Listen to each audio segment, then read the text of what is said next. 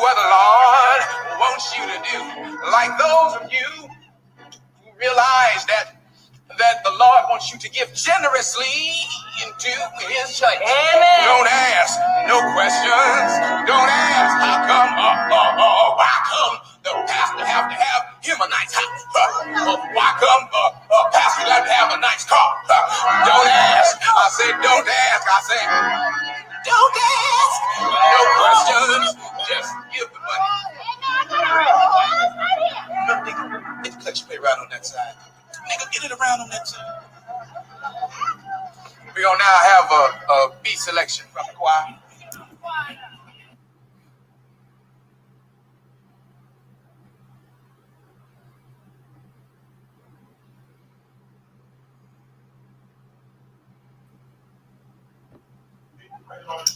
Oh my gosh. Y'all know who it is. Y'all know what it is. Y'all know what time it is. Y'all know what time it is. Get your mic, bro. We got the pastor in the building. We got the pastor in the building. I am Cam the Baptist. We here live at B&B Boxing Academy. Hot as hell, bro. I'm sweating. Shit. Hot. It's hot. It's hot here. Yeah. Look. Go and talk to the people. Blessings. We in B&B. Y'all see what it is. Y'all know what it is. It's the Goose to you, Mr. Goose to you, man. Look, man. Y'all be thinking we be capping. I know who y'all want to see. Y'all know what y'all want to see, but y'all gotta wait. Y'all gotta wait. You gotta wait.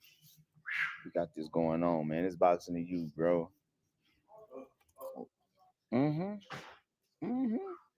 We doing this. It's boxing to you.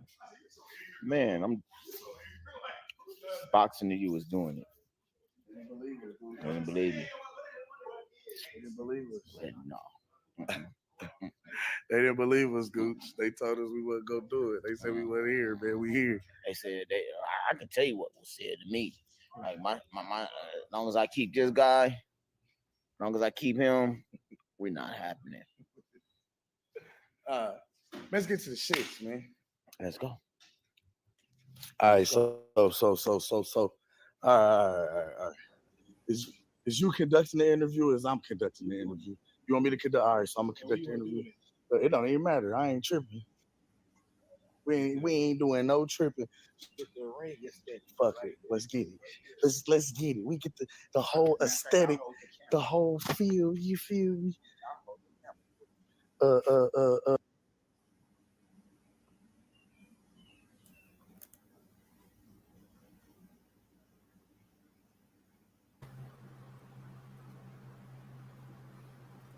Hit the countdown.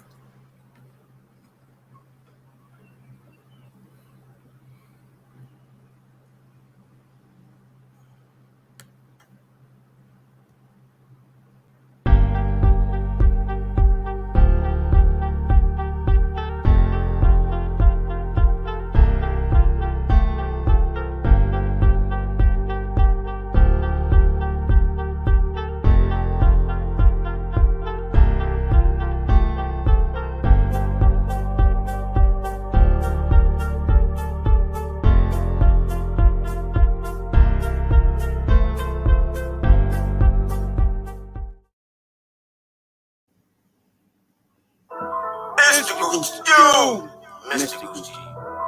And I'm with my guys, Sugar J the Wise One and Kim the Baptist. Yes, and we are the apostles of the youth of boxing community. And we're bringing It's Boxing to You. It's the apostles and we come to lay of hands. Half step, weave the jab, uppercut, pick up your mans. It's Pastor Gucci Cam, Sugar J the Wise Man. We bring them to the light, make these haters understand. North side is where I stand. Nebraska, that's the land. We cancels out the jab from a southpaw stance. We beat the competition, knock it out with either hand. And we drop the link, so come and kick it with your fam. And we drop receipts, so keep your sources on hand. If you can't confirm that this facts, you spread propaganda. Make sure you hit the like when you subscribe to the channel. One love to the playback gang and the panel. It's boxing to you. It's boxing to you. It's boxing to you. It's boxing to you. It's boxing to you. represent the 402. B and Team Crawford, that's what we do. It's box you. It's boxing you. It's boxing you. It's boxing you. What it do? Represent the 402. Team Crawford, B&B, yeah, that's what we do. What up? Y'all know who it is. It's the Goose to you. Mr. Goose to you. They said we weren't gonna do it, Cam. They said we weren't gonna last in this bitch, but we here. The apostles of the YouTube box community. We laying hands on their ass. Y'all see what it is. We got young Sugar J, the switch hitter from B&B, coming out 2023. One love. Y'all know what it is, but y'all gonna see what it is. Mr. Gucci, you, Cam the Baptist, Sugar J the Wise One, we are the apostles of the YouTube about community.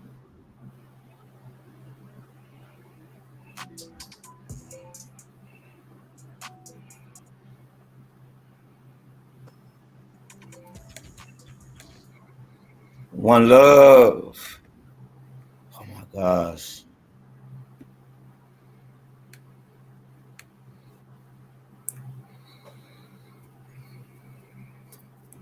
Yeah. Okay, my computer is running real fucking slow today, so I do apologize. So when I hit the mute, it's gonna take me at least 10 seconds to unmute. It's the Goose to you, Mr. Goose to you. And I'm with my guy, Cam the Baptist. Sugar J just walked the stage.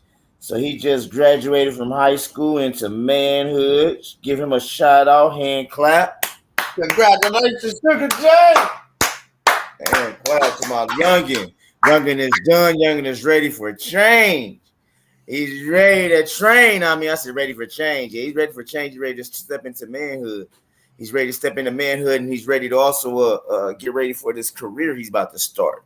An excellent career he's about to start also. So once again, shout out to my guys, Sugar J. Oh my gosh, how do you do it? So you walk the stage. You get done walking the stage, and then you come and say, Goose, drop the link. Sugar J, you the shit. Man, let's get this man an applause while he's here right now, man. Well, hold on, let me get the link to my cap and gown on the gang. I would. I ain't gonna lie. I'd be here with my cap and gown on. No cap. Yes, sir. Oh my gosh, this damn. Hold on, Sugar J. I got you. Hold on. So while I'm getting this and getting Sugar J in, bro, so we all can congratulate my little youngin from hold on, tongue tied. Congratulate my youngin for graduating from high school, man. It's an honor. He told Bomac last year, I'm not ready for an amateurs. Let me graduate. And he's been doing that. He's been training this whole year, learning, soaking everything in.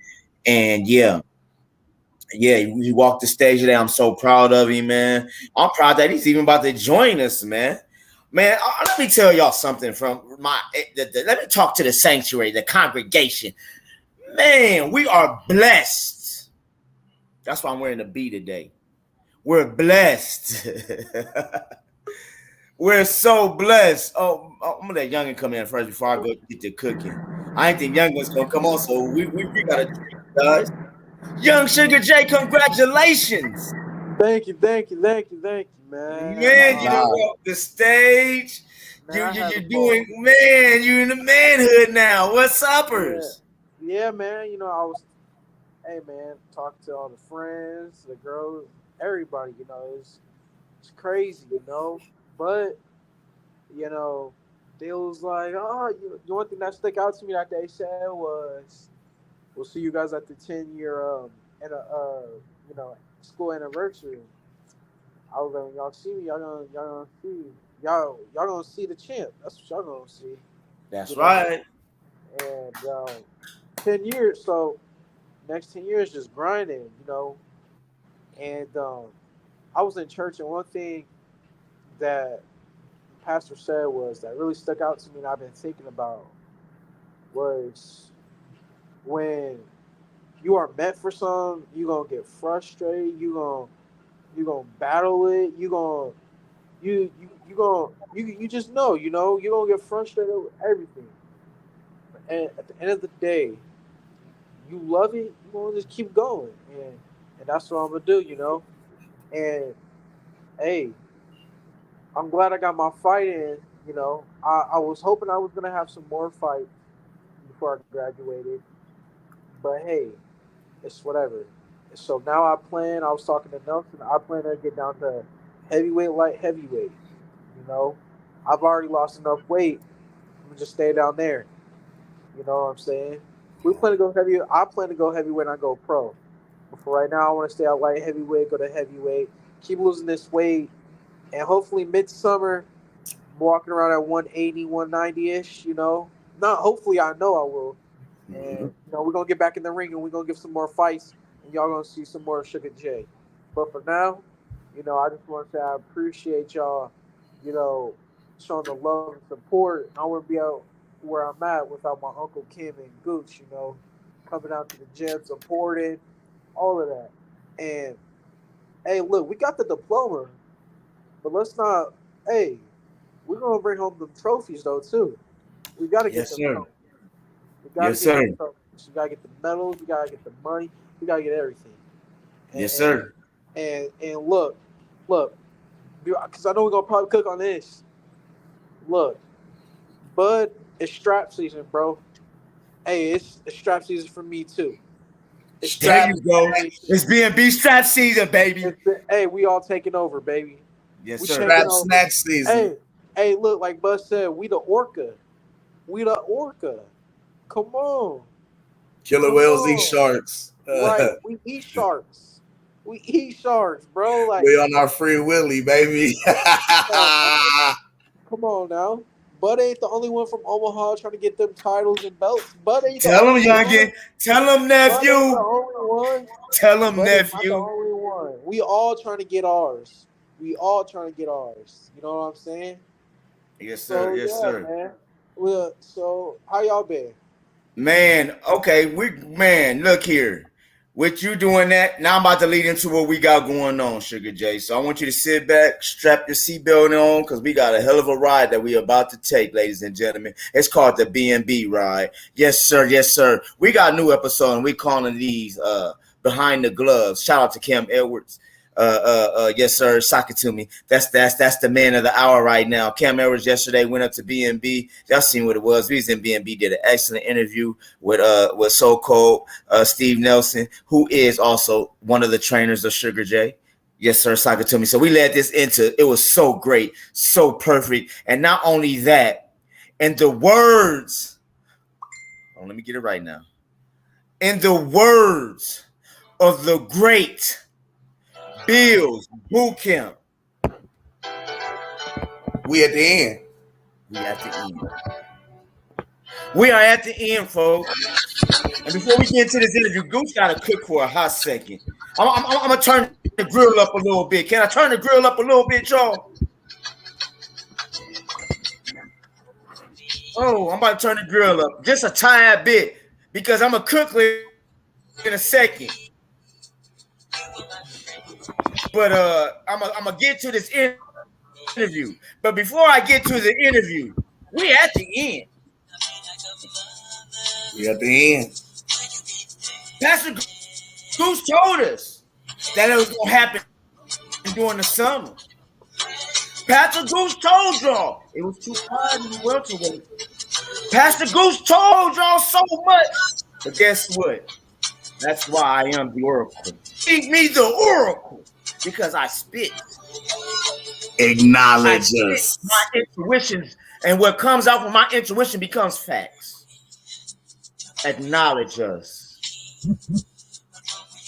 I'm gonna let you take over real quick, Kim. I gotta make this. I gotta do real quick. I gotta go downstairs for a second. Take over for a second, Kim. I just want to talk to the people for a second.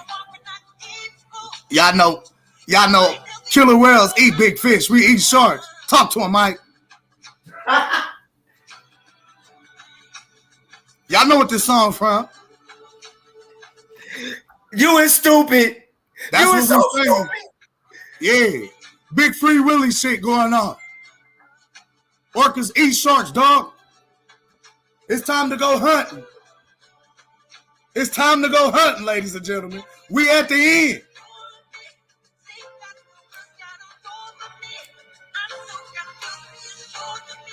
We at the end, people. Hold me.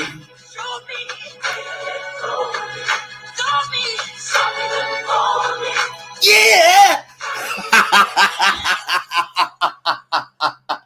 Hey man, hey man. I'm trying to tell y'all, bro. Big fish. It's time to go hunting. It's time to go hunting. We going deep sea diving, ladies and gentlemen. We're going hunting for big fish. We're going hunting for river monsters. I'm Jeremy Wade, aka Terrence Bud Crawford. And today, we're on another episode of River Monsters. Today, we're going hunting for a big fish. As a killer whale, the orca pulls up on great white sharks and occasionally eats them, as is the case with Terrence Bud Crawford and Errol Spence Jr. Well, love, everybody tuned in, man. Say, man, hey, man, listen, check this out, right?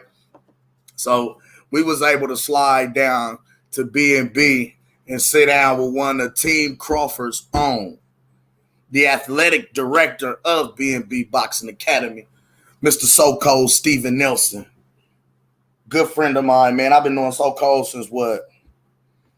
Like I was in like 5th grade. He's in 4th, something like that. You know what I'm saying? So I go back with him.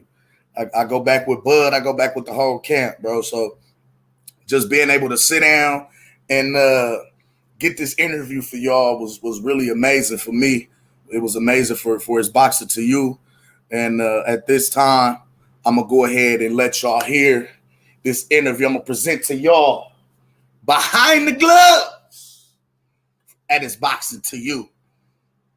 Let's sit down with So Cold and see what's going on, ladies and gentlemen. All right. Let's get this thing cracking.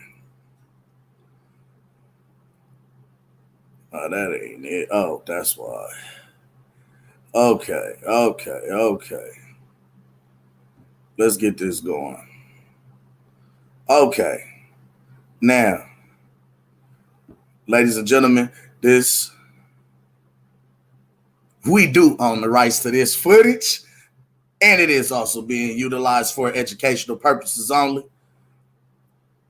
With no further ado, I present to you Behind the Gloves. About to sit down with So Cold.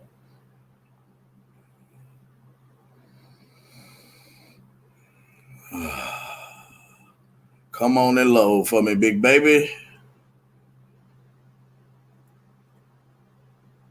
There we go. Yes, Lord. Sock it to me.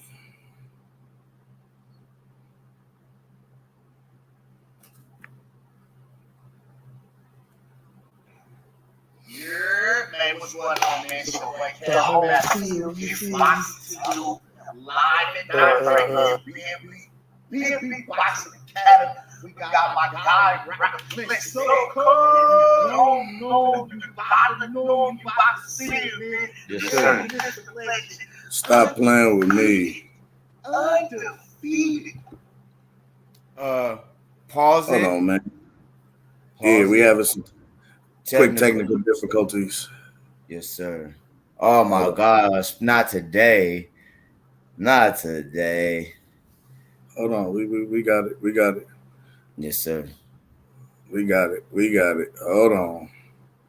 Let's do it this way. Ooh. Okay, while we waiting on that to upload, I'm back. Like I said yesterday, man, we got a great interview. Hopefully we can play it, man. We've been having technical difficulties for 2 days with this interview. I hate when we do this. I said, oh no, we got this. Stop playing with me. Oh, yeah, we got it. But man, Cam sat down with So Cold yesterday.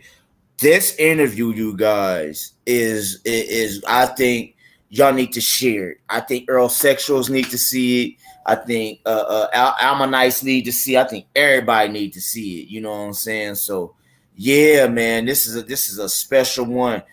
Cam asked some excellent questions. Matter of fact, those who's here, I'm gonna give you a little sneak peek of one of the questions he asked. He asked, So Cold, who ducked who? Oh, y'all, hold on. We loaded up. Are we? Uh-oh. You see me? Get us all the way live, Cam. Get us all the way live. Get us there. Get us there. Yes, sir. Sock it to me. I might step out for a second, young sir, to go do something, and I will hit you right back if I do. All right. You got it? There we go. We can't. Yeah, we're gonna have to do it just like this. Hold on. Let me work the bottom. Let me work the screen. You work that. Yep. Come on now. Okay, that's the best we can do. Hell. Okay, I'm gonna let you control the rest. Man, what's going on, man? That's it. That's how we can do it. It's boxing you live directly. Hey, you might have to mute your mic.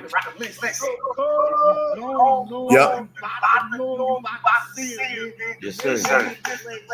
Undefeated.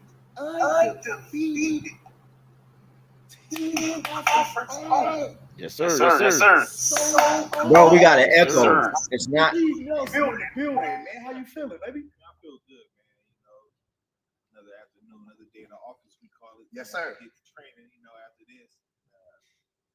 Stay busy. I'm always doing something, man. Bro, you stay working. Like, for real, bro. Stay busy. I feel like you gotta use your time wisely, man. We all got the same amount of time. People like, man, how you do so much stuff in one day? And I look at it like, I don't sit around and use my time doing nothing. Right. Even if I'm making a skit. Y'all might need to turn your TVs up. I'm not just sitting around like looking at the stars, looking at the sky, like, Twiddling your thumbs. Yeah. I'm always doing something productive. I ain't gonna lie, bro. You do more before 10 a.m. than most people do like all day, bro. I wake up at 10. So I know. Look. As soon as I get up, I might sit there for like 20, 30 minutes and I'll plan my day in my head because that's the luxury of, living your life on your own accord. I make my own schedule. So I get up every day. I'm like, you know what? Today I'm going to do this and do that. Of course, I have things that I do every day, but it's still my decision. I don't have to do it. Do it right. Every day, go train every day, but I don't have to. It's nobody that's saying, get up, you got to be here at this time, or we ain't gonna pay. I make my own money doing different stuff. So I get up, plan my day out. I might go on my social media a little bit, and then I get up. Once my feet touch the ground, I'm gone. So now, and I just want to ask about that too, man, because when most people see fighters, they only catch you in the ring. You never really get to get kind of an in-depth look or behind the scenes look. You know what I'm saying? So we at This Boxing to You like to bring a what we call behind the gloves kind of situation, man. I want the people to get to know you. You know what I'm saying? So tell me, tell the people, man. Tell us about So Cold, man. First and foremost, how did you get the name So Cold? Man, let's start there. I got that. I always tell people a nickname is not a true nickname unless other people give it. Facts. Big facts. Because if other people give it to you, that means you live by that. Yep. That's facts. I can make my own nickname. I can say whatever. I'm king this and do that. I can make my name whatever I want it to be. But you live to it. So my name came from when I was in the military. My initials is SCN, Stephen Cole Nelson. And I had my name, I had my initials on my equipment because we all had the same equipment in the boxing team. So it's like, who is SCN? I asked me, like, SCN stand for? One of my teammates like, probably stand for So Cold Nelson because he's cold at everything he do. This dude do everything. And he's good at it. So know, I mean, so cold. I'm so cold at everything I do. I love it. I love it. He cold. I'm so cold. I'm so cold. So cold. It's 89 degrees in the gym, but it just got chilly. Yeah, boy. Bro, and every time I look up, you doing something different. Like, not only is this man a professional boxer, right? Mm-hmm. I just did comedy shows with this man. This man is a whole stand-up comic. This man got a whole business. Man, talk to the people about some of your endeavors, man. I done tapped into everything, man. I done had a handyman business, you know, but it just came too overwhelming, you know, trying to do it so much, you know, and then being good at it. People just needed my services. People still me up to this day. Like, man, you did this and did that, this creative and that. And like, man, we need you. I'm like, man, you know, I can't do it. So I just handyman, like, I can build whatever. You know, I never went to school for it, but literally build, creative. I just build stuff. I just take something and figure out how to make it work. And we done seen some of your Project Hill. You did some of the stuff here in the gym, right? Yeah, I done. I did all kinds of stuff. I'm an artist. I can paint. You know, I paint here outside here at the gym. I, you know, paint portraits. You know, I done been a mechanic. I done built cars. You know, I cut hair. You know, I done flew planes. Okay.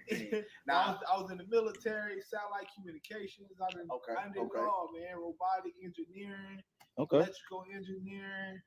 You know, I feel like as a person, people get defeated before they even try stuff. Right. You know? Or they try it one time and it does not come right to them. They feel like they can't do it. Like, you know, on the other hand, if I like something, I enjoy it, and I feel like another man can do it. I'm like, oh, okay, if he's doing something, I need to figure out what he's doing. Right. You know, what characteristics he have, you know, that I don't have or I need to acquire. Right. You know, I got you. Right. What is he doing to accomplish what he's doing? How is he viewing it? I'm asking questions. Like, man, you ask a lot of questions. I want to know. I want to know I want to know your thought process and reason why things go. You know what I mean? I make uniforms, so I just thing. This man does his own freaking ring uniform. He does his own ring uniform, bro. Like, bro, I'm working on one right now too. This man is a whole tailor out here, dog. Like, and see, another thing that I like is because you bring a certain level of showmanship. And I love the innovation because every fight you come out with a different idea, you come out with a different theme. You know what I'm saying? A whole different. This fool came to the ring, man, and some of everybody. Michael Myers, Zero, Michael Myers, Raiden, Hannibal Lecter. Bro, that Hannibal Lecter I was wheeled out. Bro, they wheeled him out in a straight jacket. Like Bomac had it propped up on the dolly, wheeling him out in the straight jacket with the mask on, bro. Yeah. I mean, I just feel like I always want to show my creativity. That was raw. Like, I had so many things in my mind. Like, I started looking like, what you thinking about? Like, coming up with a different idea for something I'm doing. My phone, you put my notes, man. I got notes for everything. Some of everything. Movie ideas, skit ideas, comedy show ideas, uniforms. This fool come out in a different uniform, different stuff. go in the ring, knock the nigga out, and then fuck around and do something from the game. I just feel like, man, I gotta show. That's wrong. I gotta show the world, my capabilities, and not everybody's going to be into boxing, want to watch people punch each other, but some people like, man, I like this dude, creativity and how, the charisma, man, artistic, charismatic this guy is. Facts. Yeah, so it's all about, showing the world and inspiring different people. Got you. Kids to adults, man, you can inspire so many people. Now I did hear you mention about serving in the military. You know what I'm saying? What branch of military was you in? I was in the Army. Okay, you was in the Army for almost 8 years. So what was that experience like for you? You know what I mean? Because I hear a lot of people, black men shouldn't be in the white man's military. You know what I mean? You hear a lot of different stuff. So what was that experience like for you? Like, and what would you say to, to anybody that's thinking like, I'm from the streets. I grew up here in North Omaha. But you got to learn to use your opportunities in life. Everything is not about, color and in class, what class you in. Sometimes you gotta use that to benefit from. I went to the military. It wasn't because I believed in fighting for the country and the government and all that stuff. Like, to be honest, I went for the check and to go to school for free. I went for the opportunities. I was like, okay, I'm out here gang banging and fighting the streets for a block that if I die, all I'm gonna get is an RIP shirt. I don't own nothing. Don't own nothing, but I can go to the military, and if I die, my family is getting $500,000. They getting the rest of my checks for the rest of my career that I signed for. You know what I mean? And if I don't, I'm going to school for free. I'm getting paid to be over here. I'm meeting people. I'm traveling the world for free. These opportunities that you can't get sitting up out in the street, just sitting at home. You don't get it, bro. People don't get it. Like, and you can, like, people have too much pride when they were talking about black man put me in there. Like, man, never mind all that. We got to get past that, and I got to, use the same things that they're using against us, to fight this battle. Being a black man. Understood. Now, I want to add, when did you get into boxing? Was it while you were in the military? In the army. Okay. I always been a fighter, been street fighting and stuff like that. Yeah, you stayed fighting. Listen, hey, I go back with this dude to like 5th grade. I was in the 5th, he was in the 4th. Yeah. Right? I was a year older. The first 2 classes of Jesuit middle school. Facts, big facts, bro. This dude stayed in trouble. Dude, I would fighting. Like, I would get reward if I can stay in the school for a week. For the whole week. They used to celebrate me. Listen. Steve Man week in school, I ain't kicked out. He stayed the whole week without getting kicked out. We having a pizza party Friday. That's how much he stayed in trouble, bro. Stay fighting, like, that came from, like, misguidance. I wasn't guided. I didn't have, a father and stuff like that. And growing up around, so many different influences and stuff like that, I didn't know how to apply that energy I had. I was always curious, always wanted to get into stuff, be this and be that. I wanted to be so much. If you asked me as a kid, every year what I wanted to be, it was something different. Every year. There was so many things I wanted to do and wanted to be, and and I was inspired by. And that just kept me always, into stuff and doing stuff. And then it got to a point where, I was labeled as a bad kid when I was just misunderstood. And then that created a fire in me where I just didn't care about nothing. I was get in trouble and make people mad on purpose. Which was about to fight. Like, like I was just like I was being a headache on purpose. I always knew that, like, man, my family don't care about me. They think I'm this and that and this. And they don't understand me, and I just give people problems on purpose. It's on purpose. For no reason. So what? So being in the military, that was the question. No, I was gonna say what led you to it? Like, I came back from Afghanistan, and I had. Oh shit! So you went to Afghanistan too? Yeah, I was deployed. Okay. And I lost a whole bunch of weight joining the military. I was a chubby kid. Chubby kid. Listen, and I said, money good, baby. Nickname and the nickname just gonna give it to you. So they used to call me No Neck and Fat Boy. I was finna say, what was your nicknames growing up, bro? No Neck, Fat Boy. Like, man, that was my nickname. So I always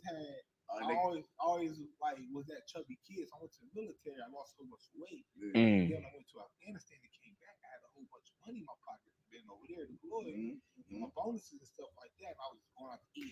I would eat Olive Garden for lunch, red house for dinner every day. Fat boy shit, And they relaxed on us too, because we can't have dinner. They let us, party, y'all kicking it, traveling and just kicking it and stuff. And then I came home, I came back like February of 2009. Came home to visit. Christmas of 2009. My family was like, man, what happened, man? You got fat again. I didn't realize. I was like, look at the mirror, I'm back fat. So I was like, man, I need to do something that's gonna keep me like have fun, because doing the regular army workouts, push-ups, sit-ups, run every day, got tired. So I need to do something extra that's gonna be like fun to do. And I'm like, you know what? I always wanted to box. I always wanted to, this box. You know, it hurts one of the hardest workouts. Yeah, I started one of the hardest workouts, but I was a natural. Like I tell you, I learned. I see stuff. I want to do it. And I put my mind to it. I'm gonna excel at that. When I started boxing, I was like, man, when here I would start beating up people in North Carolina, sparring pros. They were like, who is this dude? I'm just gonna start boxing. Right. Oh, wait, before you now, most people don't know this.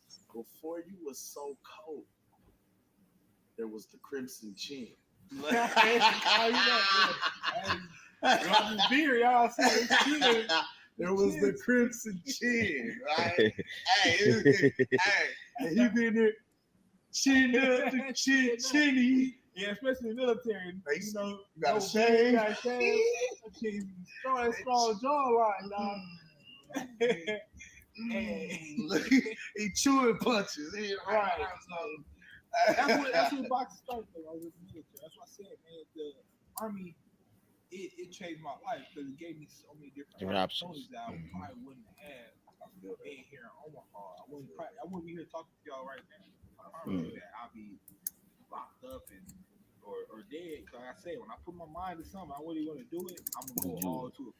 Man, if that was a street life, I'm gonna be the top of the street life. I'm gonna be out there. I want to be the best at it. You know that shit don't last long. Y'all see the movie, y'all see the show. That shit is real. My thing all my homies I grew up with. Come on, bro. How many of our homies that we came up with? 90% of them dead, locked up. Couple of them slipped through the cracks. Doing bad. Like they still here because they moved away from they had kids. Right. They changed their life. But anyone who was really out there active, they're not here with us right now. I mean, a couple partners doing a lot. A couple cats we went to school with doing a lot. Doing life for it. That's real. That's real. I try to teach that to the kids, man. It's cool right here. Can you give me another example, or can you give me an example of how you feel that boxing made a positive impact on you? Like, so do you feel as though the military and then transitioning into boxing begin to open more doors for you? Yeah, and just mentally in your life, like boxing, military, those are careers that are close to life. Highly disciplined. I was telling the kids literally yesterday, I was like, man, like I had to push. I was pushing them hard. I was like, man, I do this for a reason because even if you don't want to compete as a boxer, mental strength, you have a higher chance of becoming successful if you got mental strength. In this world, like you can't let anything get to you. You can't let anything control your actions. You know, and I was telling them how when you're tired, your brain got to tell your body to keep pushing. You can't let your body tell your brain it's tired and stop. It's just in life. Like you can't just let things dictate what you're going to do because then you will always be a victim. You'll always be a victim. You got to be resilient to a lot of things in life if you want to be successful. I told that to Zach kids right there in the middle of the gym yesterday. And I love that, man, because y'all train. It's dope just to see the element, the work ethic here at B&B because, like I told Bomac, man, I told Bud this too, bro. You have professional boxers, champions, amateurs working side by side with teenagers, kids, Golden Glove. Like everybody has the same blueprint to be a champion. Hey, you working side by side with this guy. He's undefeated. You know what I mean? If this is what you want to do, this is how you do it. And you're working side by side. So I see it's iron and sharp iron. Work with kids, not because it's my job or nothing. I don't get paid for it. You know what I mean? I come here every day and volunteer and work with these kids because I knew how boxing changed my life. You know what I mean? Even right now, I stopped being a boxer. It still changed my outlook on life, my work ethic. You know, that's boxing, man. It's a sport of life. For real. And I was just about to ask that. So, if you wasn't boxing, right? What was the career path that you wanted to choose? Because you know everybody had dreams. Everybody had stuff they wanted to do, right? If I wasn't boxing, it would have been I would have used my job that I had in the military, which was satellite communication. I could have got out, and that job off the rip is paying 6 figures.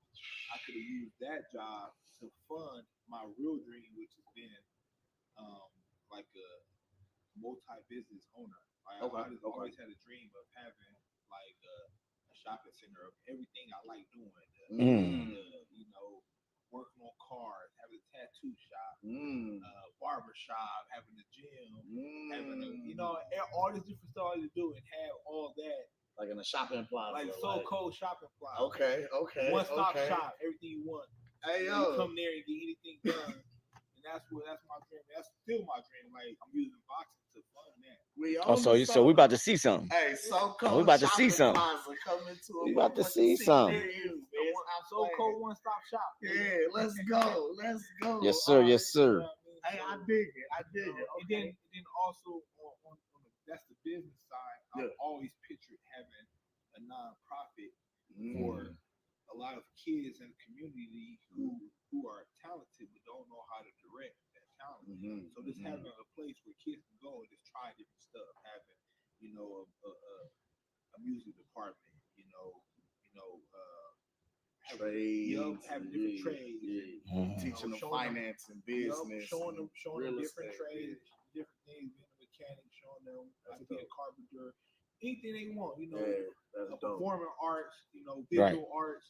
They just come there and just, and do what they want. And me being an executive director of B&B Sports Academy, this is like a good place for me to be and to start something like that too, and venture off. Start implementing those things. You implement your I ideas. do it here now.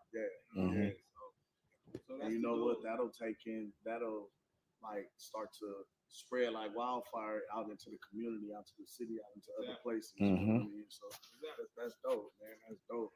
All right. So I know everybody want to know. Everybody is asking.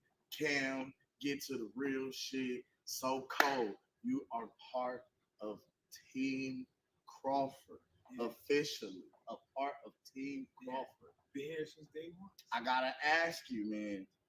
Do we get the fight, or do we not get the fight? What fight? That's all. What fight you talking about? Do we get the fight? Is the fight coming? Are we gonna get the fight? I mean, it's a high potential. Like I feel like it's possible. Okay, all right. It's very, very possible. All right. It's in the works. Okay. I can't put a date on it. I can't. Understood. I can't guarantee anything because that's where, when you start doing that, fans start to key back on it and blame you for putting out information. So Cole said it was happening. But you don't understand. Even as boxers, I can say, "Hey, I'm fighting June 15th. June 15th."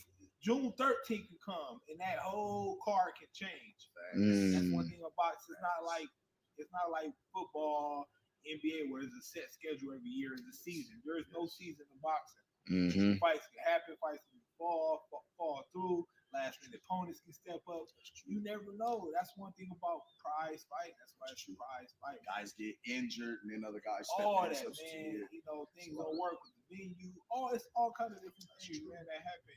So from now on, I don't put no days out. You know what I mean? Now, if we get a date and they give us posters, I'm gonna post it. That's it. But it's subject to change. Yep. Events subject to change. Hey, I love that disclaimer. All right. That's dope. Okay, so now, I gotta ask you, and it's probably a little hometown bias, but fuck it. That's what we're doing. Home team or no team? Who is ducking who? Okay, this unbiasedly. I'm good at speaking unbiasedly. I'm biased. Fuck that. I'm straight up. Like when it comes to fighters, people don't understand the fighters don't. When it comes to Spence and Crawford, the fighters aren't ducking each other. Where it becomes trouble in that is when the promoters, advisors, they call them sometimes too, stepping away because they have a different light and it's business to them. Us, we want to fight and we like the money and stuff like that, but we like to prove points too. We want to fight because that's what we've been doing for years. We come here every day. Rights, bro. But the promoters, they be having different, ideas and plans of how they want stuff to go. Strategic plans, and sometimes those promoters like strategically, no, that's not the time, or we don't want this to happen if it's not under these, circumstances. They have different things, but that's where the job is coming at. So when it comes to Bud and Spence situation, Bud's his own manager, his own promoter now. Mm-hmm. He don't have anybody. Before it was Top Rank and shit, and PBC going back and forth trying to make stuff happen, and it didn't happen. But now it's Bud, and he's doing what he got to do, but he's not gonna fuck around and get fucked either. But now you got him. Bud is like, okay, I'm here, I'm ready. You know, this is all I want. You know, my career is coming to the end of it, and I'm not about to sit around fighting just because. Mm-hmm. You know what I mean? Let's make it make sense. Now sense. you got Spence, but he got a promoter on top of him that's telling him this is how we gonna do it. We're gonna do it this way. We're gonna move you this way. Okay. So from the business side, that makes sense. I don't think Spence is scared. It's his job. He ducking, bro. He ducking so-called. I also feel like it's just like this from my knowledge. Like I don't think it's Spence. It's the advisors. Okay, understood. Al Heyman. Now, all right. So, he said, Al Heyman, you know what you gotta do. Listen, but before we start, I meant to do this. Before we start anything, we always got to thank our Lord and Savior, Al Heyman. We got to thank Al Heyman. Before you do anything. Listen, thank you, Al Heyman. We appreciate you. Okay? I'd like to take this time to thank Al Heyman for his boxing to you being in the DMV Boxing Academy. Okay? You always thank Al. You ever notice that with PBC fighters, bro, when they get in the ring after a victory, you know, Bud win and be like, you know, hey, I want to thank God blessing me, you know what I'm saying, with the ability to be able to go out there and get this victory. Yeah. Thank you to my team, my mama, my family. Nigga, the first thing PBC fighters say is, I want to thank Al Heyman. The contract. It's under section 11. You thinking Al before Jesus? You come on, bro. And you don't, you'll get your purse. Get your ass out of here and get the fucking rest of your money, son. Like, that's funny though. I like to thank Al Heyman. A lot of great fights lately. Yeah. So speaking of which, man, I know you saw this fight this past Saturday. Oh man. I know you see it. I just know you see it. Yeah. Can you weigh in on this? It's so many factors when it comes to that. So I'm gonna break it down as if I was a judge. As a professional, you've been in the ring. You know the sport. As a judge, you got two fighters, right? You got the undefeated champ, right? And you got the contender, the challenger, which he was a prior champ. You know, he's older. He's out the window. He's making his way out the window. Yeah. You know what I mean? Back half of his career. So if you in this fight, if I'm the judge, you know what I mean? Boxing is subjective. Boxing is based on those judges and the style they like. But me as a judge, if we have a champ and we have close rounds, we have any close rounds, what we call swing rounds. They go either way. As a judge, for me, I'm gonna give it to the guy who is not desperately coming in throwing shots. Because I can come in and throw 8 shots, hoping one of them 2 will land, and one of 2 do land. Then you got the guy who was the champ too. He's coming in, he's placing his shots where he want to go. He's picking his 1 or 2 shots, boom, boom. He's stepping, he's doing what he's supposed to do to control that fight. He's not folding, he's not fumbling. He's green generalship. Mm-hmm. And he's a champ. For them close rounds, I'm giving to him. Okay. You gotta beat the champ to beat the champ. Okay. You gotta beat the champ to beat the champ. Period. So it's like if you're not making it where you making this guy, you dropping him and you making him just fold and going to the ropes and crumble and stuff like that. That's what you gotta do. That's the name of the game. And we didn't see none of that. You know what I mean? Like he was in there doing what he was supposed to do. He stood up to this guy who had way more experience than him. He still stood up to this guy and fought him, you know, tooth and nail. Like, man, it was close rounds. So when it comes to the decision, people are looking back on the total fight. Who won this fight? Because Lomachenko had some big moments. But that's not how judging goes in boxing.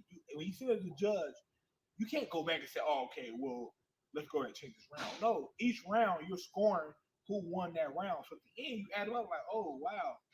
He won more rounds. So that's how it goes. So even if one round I land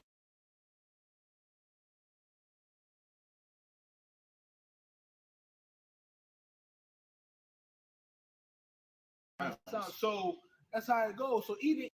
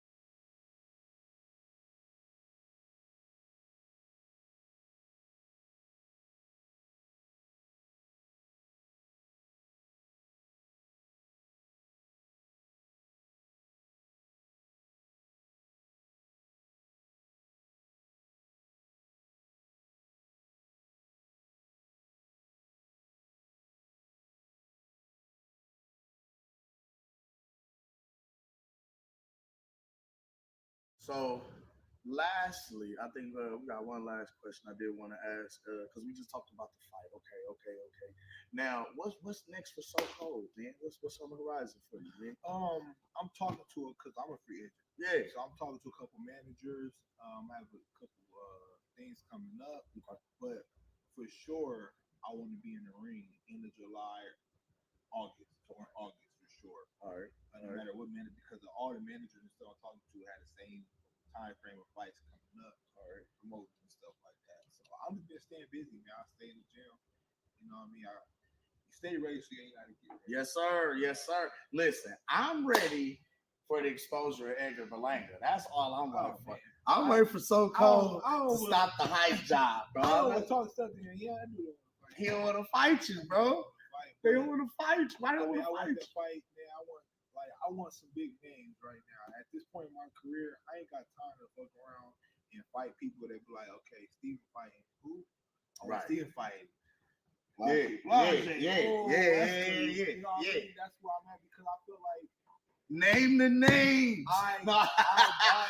Name the names. They want the names. I'm a good fighter, and I don't say that self-proclaimed. People who see me, people who's been there and dream with me, they know like you bring a hell of a fight. Just how I am in life with everything. I got so many different things I can do. I'm the same way in the ring, man. I analyze stuff and I break stuff down, and you know everything's a science to me. You know, so man, I feel like getting there with the best of the best, man. I feel like I'm gonna shock the world.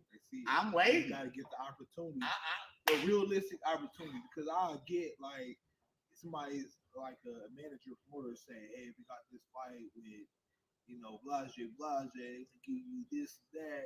Like obviously come like last minute. Listen, I need you in Vegas Saturday. What's today? Wednesday. I'm not no last minute type of opponent. Like, I'm a real opponent. Give me a real training camp. Yeah, like, give me a real fight. Don't be trying to like, or they try to offer you something low. Like you coming in as an opponent. I come in as a B side. I'm okay with that. Yeah. Don't pay me like I'm just another opponent you can pick up off the street. Yeah. Like, nah. So you don't want the Lyft driver fee? Yeah. I'm trying to line me up. Like, you don't want the Lyft driver fee, bro? Where I'm looking at it like, man, he gonna pay me this. I'm gonna go here and get this out. Hey, pay me something. I'm like, okay, this is a real fight. Let's go. Let's make it happen. Let me work out real quick. Let me make this do what it took. I'm at part of my career, man. I'm 18-0, 15 knockouts, man. I'm not going and fighting no bars. Feed my God. Feed him. Feed him, Seymour. Feed him. I ain't trying to fight on YouTube. We ain't fighting on YouTube. We ain't fighting on Instagram no more, man. I feel it. Big names, man. Canelo down to the bitter.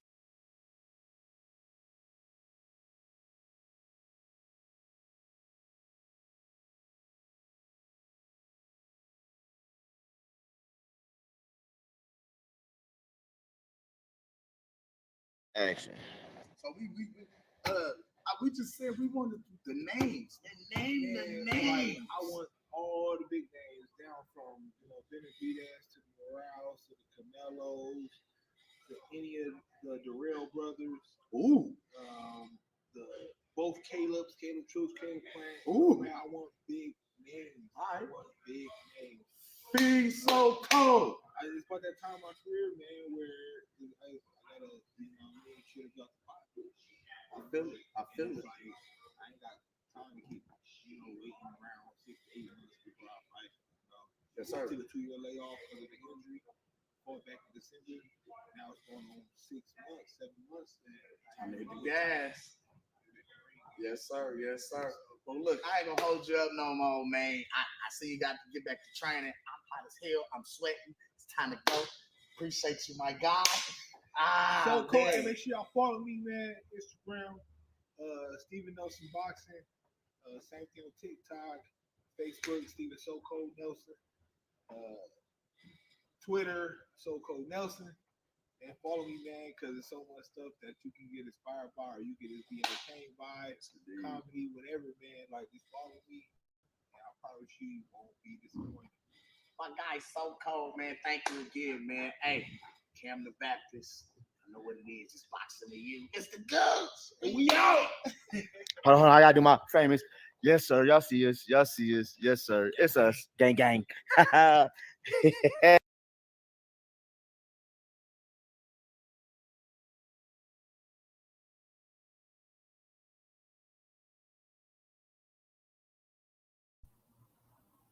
What love to my guy, So Cold, Steve Nelson, man. What love to my dog.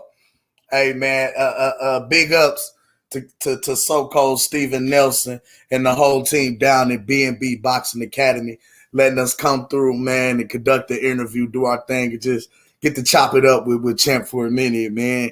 That was a pretty dope experience, man. If I say so myself. I do apologize. We need a mic, Gooch. We got to get a mic for these interviews. We got to get them mic'd up so the people can hear them, man. Like, we feel like we got to go hand them the phone and let them answer. Man, that part. I'm gonna work on that. We're gonna talk to Pew. I'll work on that for our next interview. Check this out. Numbers, Cam. Numbers. Good job, Gooch. Talk it to me. Yes, Lord. No, Cam. Numbers. Yee. So, I'm a cook. I'm a cook for a hot second and do my demo real quick. And yeah, that part. So I'm gonna let you have. Yeah. Oh, so we're gonna open up the doors of the sanctuary. We're gonna do that after I cook. Let me cook real quick. Oh yeah, it's time because you know we at the end. Mm-hmm. You know we at the end. Okay. And I can't be too rude, so I'm gonna cook real quick. Okay. So I need y'all to follow me. Numbers. I need y'all to follow me. I really do. Check this out. Let me get the organ. Yeah, get my organ ready so I can cook these niggas. Go ahead, Pastor. I got the organ. Ready. Okay, so first off, let me go here.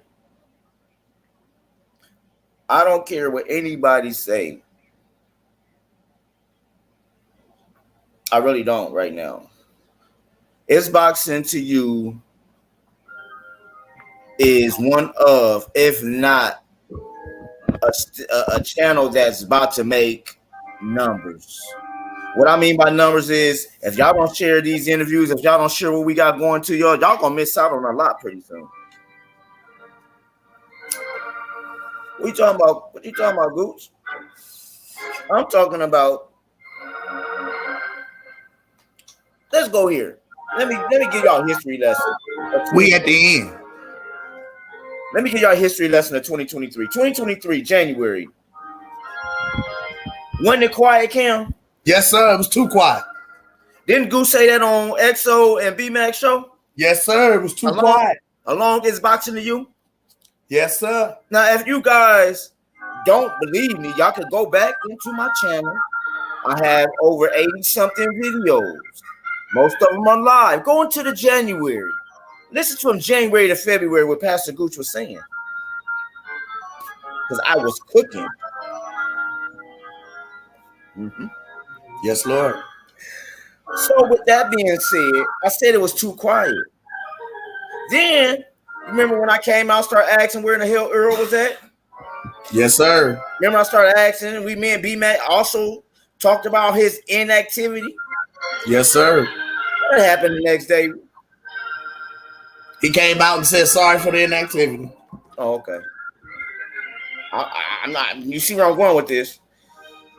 Then, right after that, or it might have been before that, I told everybody how quiet it was. I also told everybody, but just wait.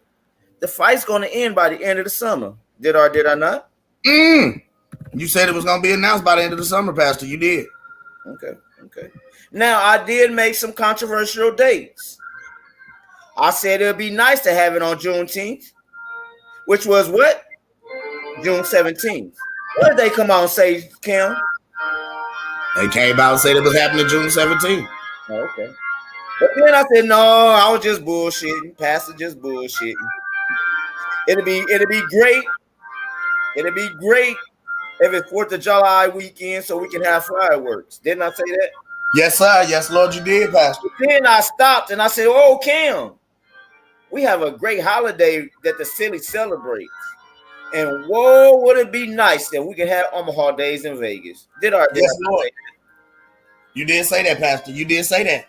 Now, right after I said that, about a month and a half later, the so-called Steve Nelson that you just interviewed put on Facebook that it'll be amazing. What if? No, how you put it? What if we celebrated Omaha Day, amazing event during Omaha Day, something like that. I might be misphrasing, but he did say something like that. And then I'm gonna go here. If you pay attention to the interview, and those who are B&B fight fans know that damn near every time Bud fights, who fights? So-called fight on the undercard. Okay, and every time So-called fight, and when did old So-called say he's trying to fight? He said he was trying to fight in July or August. Wait a minute, Gooch. And what got announced last night? Oh my God, we at the end. Last night they announced the undisputed welterweight championship between Terrence Bud Crawford and Errol Spence Jr. That part. And they said it was happening July 29th. That part. Which just so happens to be during Omaha Day. Omaha Day was actually moved ahead from the 24th of July to the 31st. So that's Saturday, the 29th. What we partying at? We're going to be in Vegas. Oh, okay. Omaha Day will be in Vegas. Yes, and sir. the crazy part is they celebrate Omaha Day in Vegas. That part. They celebrate Omaha Day in Vegas already. So what better way than to make history on a historical occasion? What better way to make this a monumental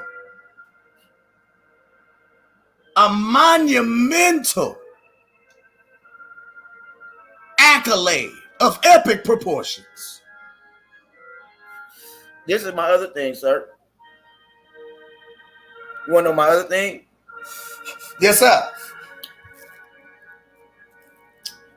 This is so historic because he has 30 days. The loser has 30 days to invoke his rematch clause, and they have to fight by the end of the year. So now, Cam, you know where I'm about to go. You don't know where I'm about to go with this, but this is where I'm about to go with this. At the beginning of the Apostles' journey, when we was the Dudley Boy, my guy Cam the Baptist spoke on the PBC Showtime relationship. Yes, sir. Came February, we seen that Showtime and Paramount had built a relationship, and Showtime did not get rid of PBC. Yes, sir. You also talked on that PBC needed to have this type of money needed the money to secure their relationship with Showtime. Yes, sir. So then, how do you secure a relationship with Showtime? You have a Tank Davis versus a Ryan Garcia. No. Let me go back. You have a Caleb Plant, Jose Benavidez. David Benavidez versus Caleb Plant. Okay, I said Jose, my fault. You know I don't like them Benavidez, so I don't know which one's which. But that was the salad. No. That was the water. You know they bring you water first. Okay. Then we got the Tank and Ryan Garcia. That was the salad. The appetizer. Yes, sir. The appetizer. Now we are about to get the Earl Spence Chance Crawford. That's just the main course. Yes, sir. Yes, sir. But then they added. But then they added us a snack for the end of the year. So is it going to be Earl or is it going to be Jamel? All we know is we got 2 fights this year. Oh. But then I'm about to nip it in the bud. They said you was a bad businessman. But you walked away last negotiations with 0 guarantee. From my understanding, this negotiations, y'all both get $10 million. Plus back in. So just think if they hit the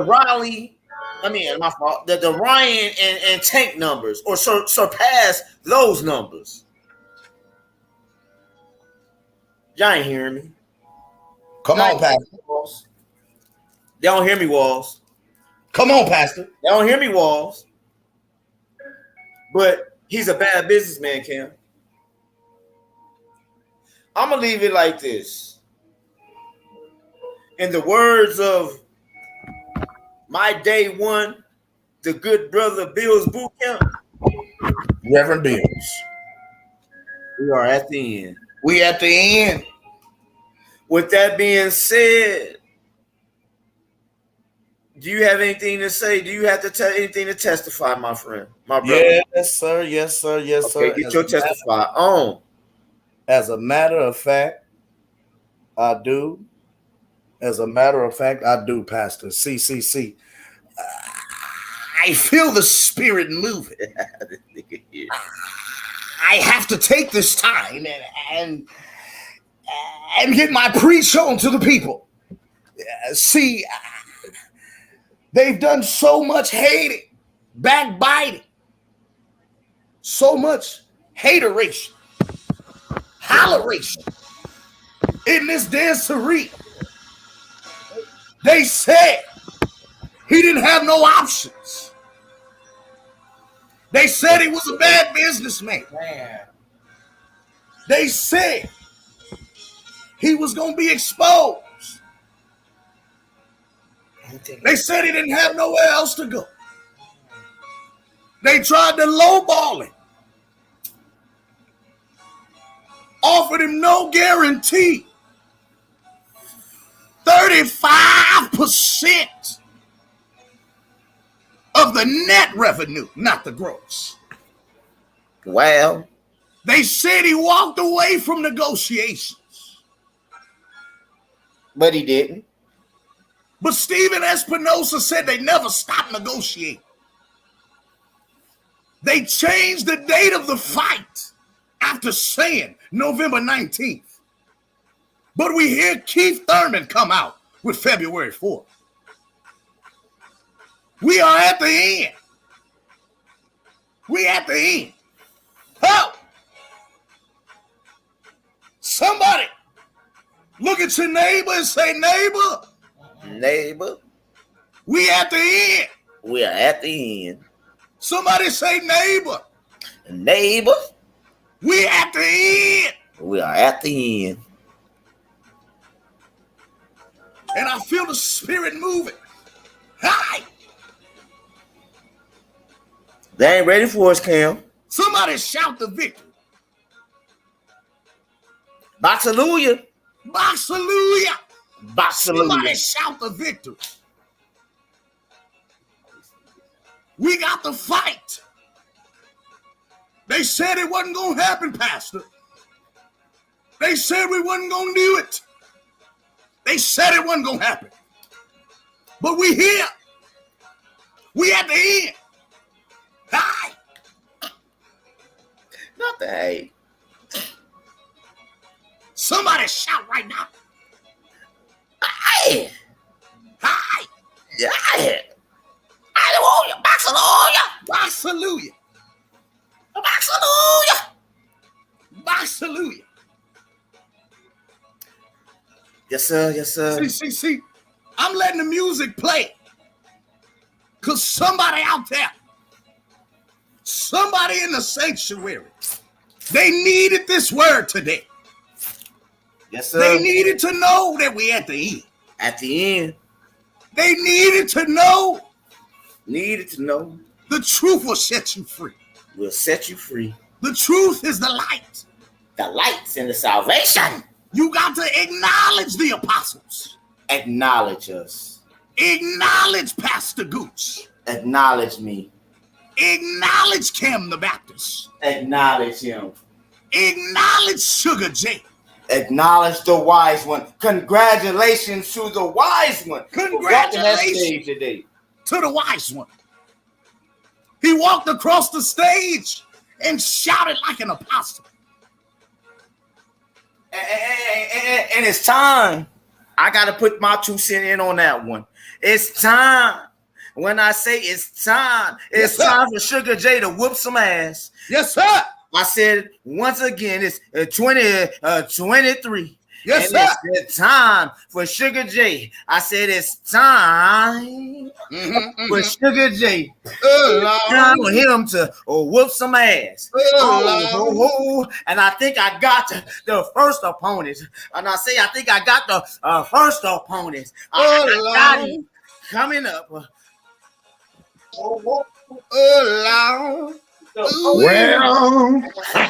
let me tell you something. I got Sugar J on the field, and it's not going to be good. I'm going to tear that ass up. I'm going to tear up a new asshole. I'm going to beat it from the west side.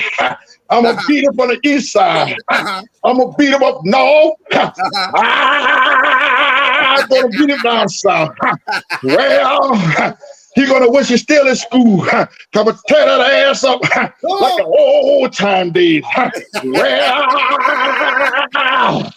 I said, wow. Come on. Ow. Come on. Ow. Boy, we done thought God would kill us. I love to you. What's up, baby? What's the deal, Mr. Golden? Now, what my boy, man? Tell my boy I say congratulations to him, man. Tell my boy I say congratulations. I'm happy for him, man. I am happy for him. Fool it up with you and Gooch, boy. I said, boy, y'all got me acting up. Oh, boy, look here. Now, all y'all in the check. Y'all don't had a good sermon. Don't you walk out the door? Cam locked the back door. Yes, sir. Gooch locked the side door. We got to pull out the offering plate now. Well, you know, someone will get the good word and sneak out the door with the plate. Yes, sir. I'm gonna tell you now. We take EBT. I owe you. Yes, sir. We take every debit card. Yes, We take sir. credit cards. Yes, We take all kind of cards. We take nigga dime quarters and pennies. We don't discriminate.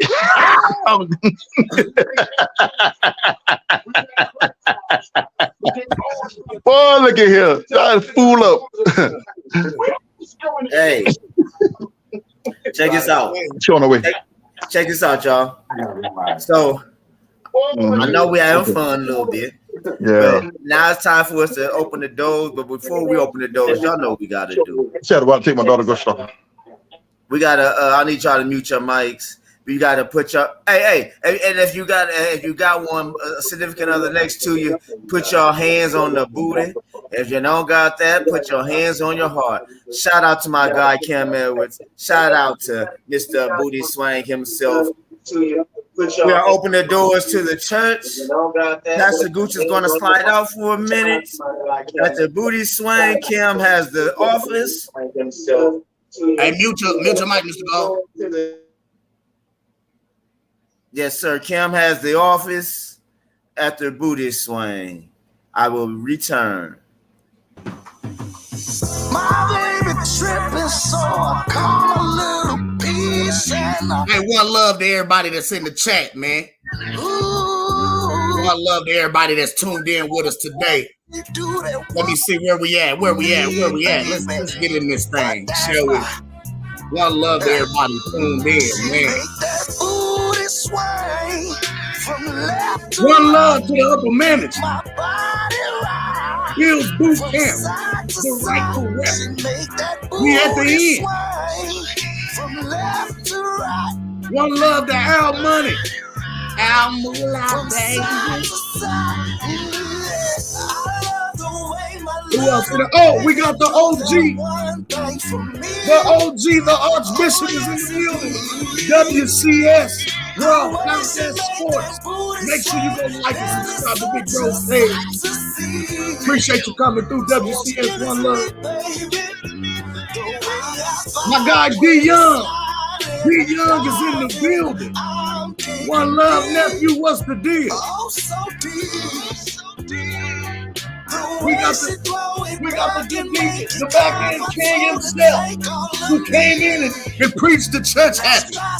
Mr. Gold, one love. Who in this thing?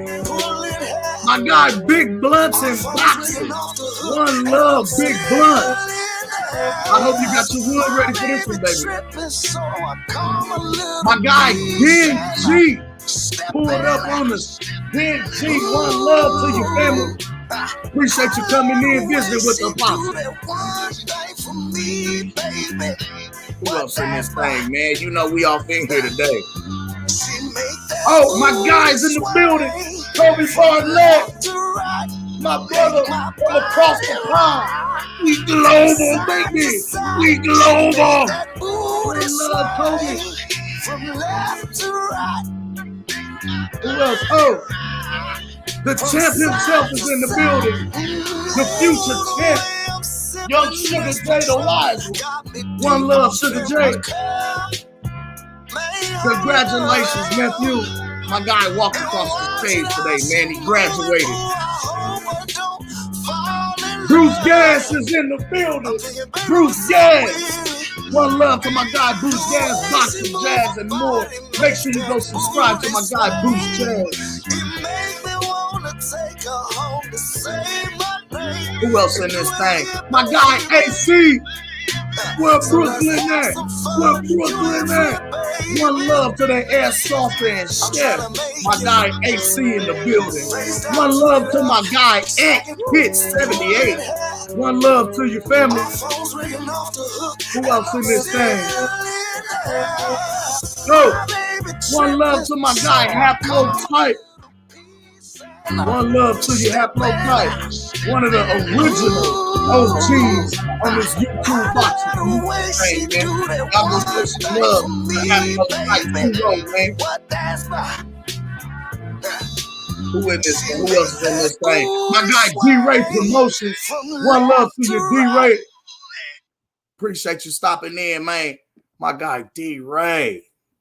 Who else is in this thing, man? Yes, Lord. Sock it to me.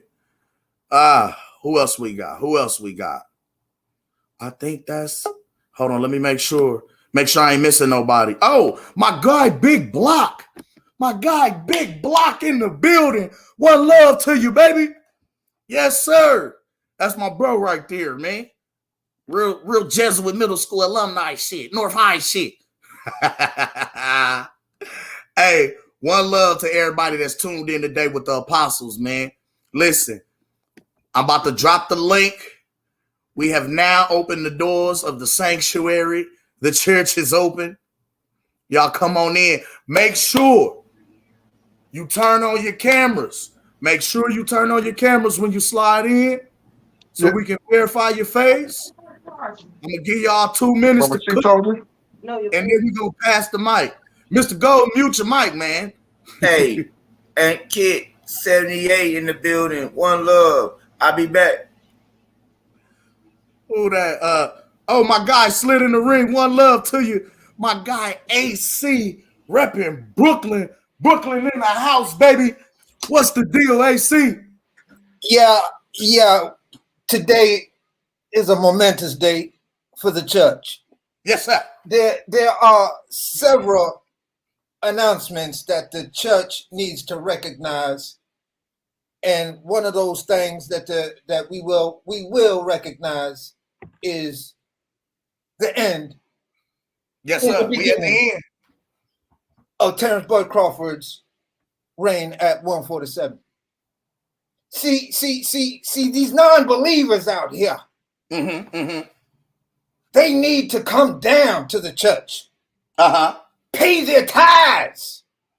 Sit down quietly. Yes, sir. And listen to the word. Now.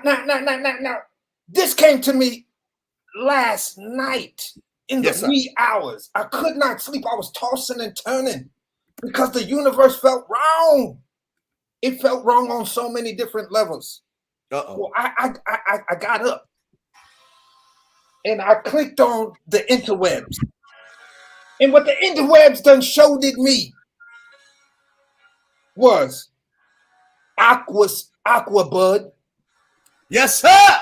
With the trident skewing the big fish. Yes, sir. I had to grab my chest and yell out, Elizabeth, I'm coming.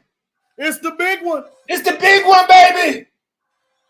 And with that being said, I looked over and I said, Lamont, you big dummy for doubting that this fight was going down and saying Terrence Crawford was ducking.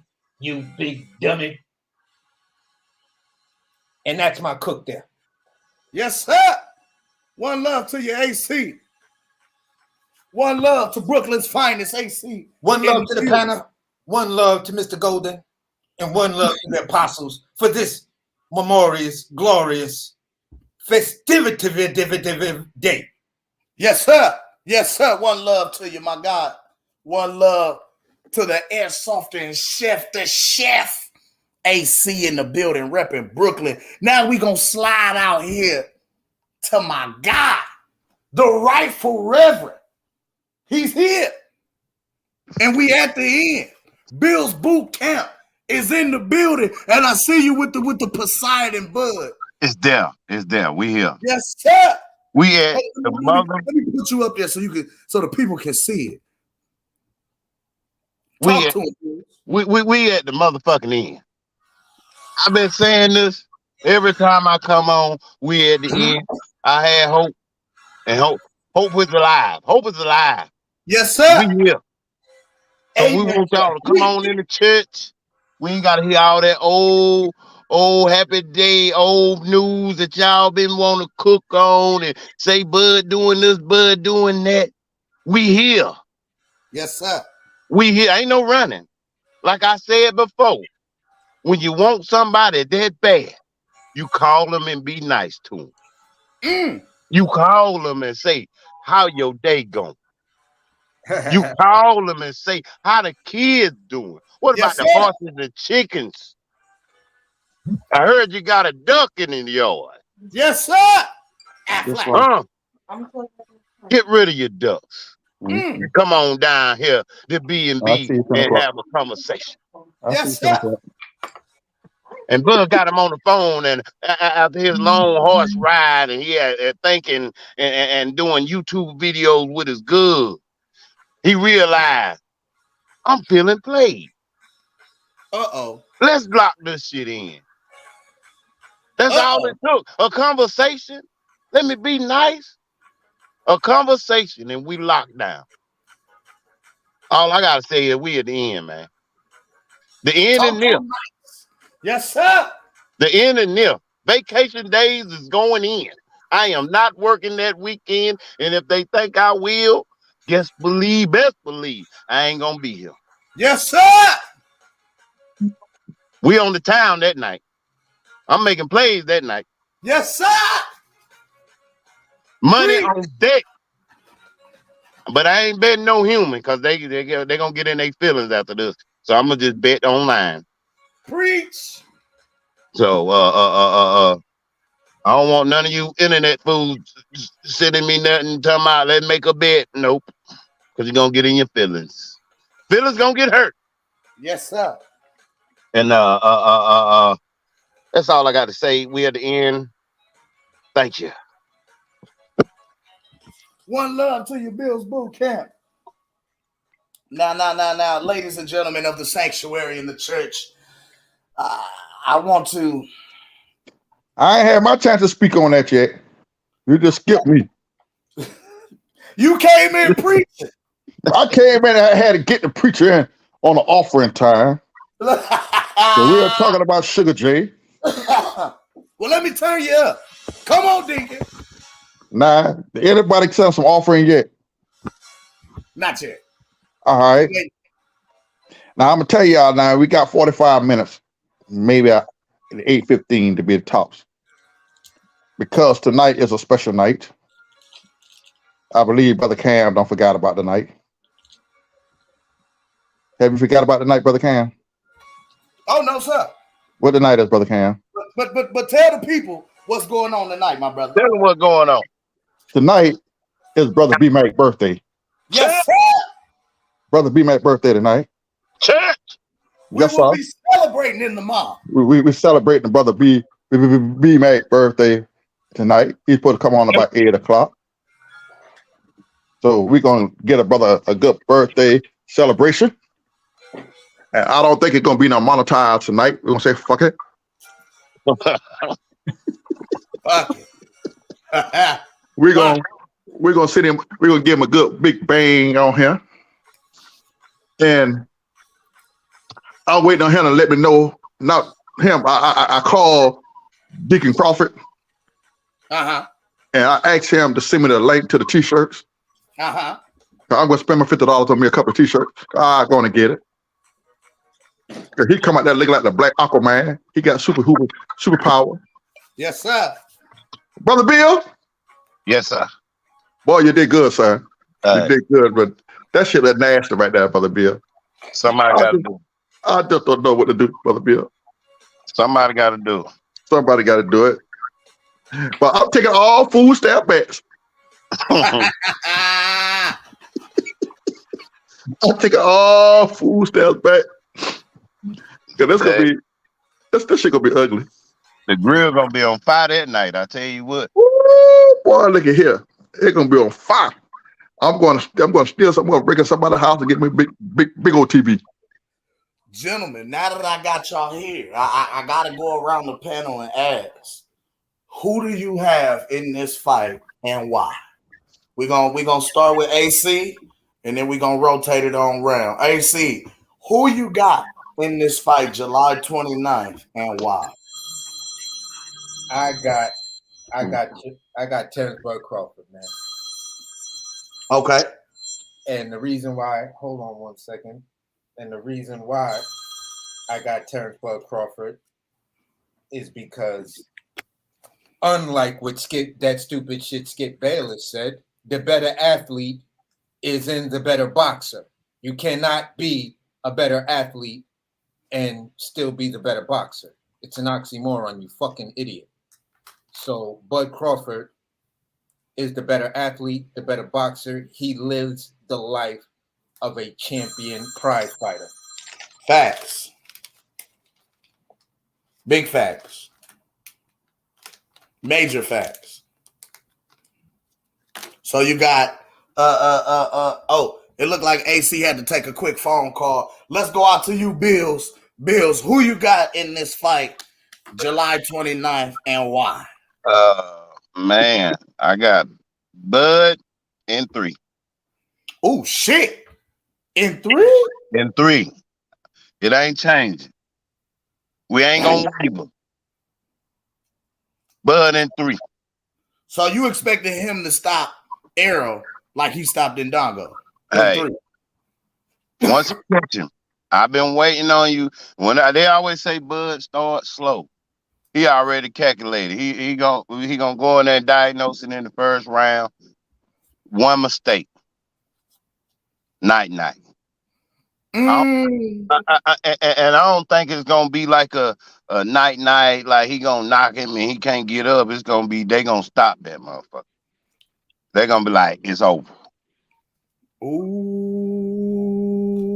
you know we gonna party that night. They gonna show him part of that motherfucker. That's what he's saying.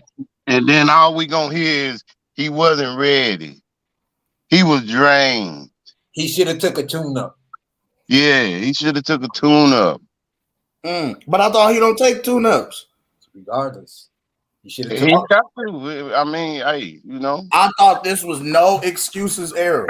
But hey, listen, they all gonna jump on the Bud bandwagon after Bud stopped that man and say, well, Errol played himself because I'd have took a tune-up. He was crazy not to take a tune-up going against Bud Crawford.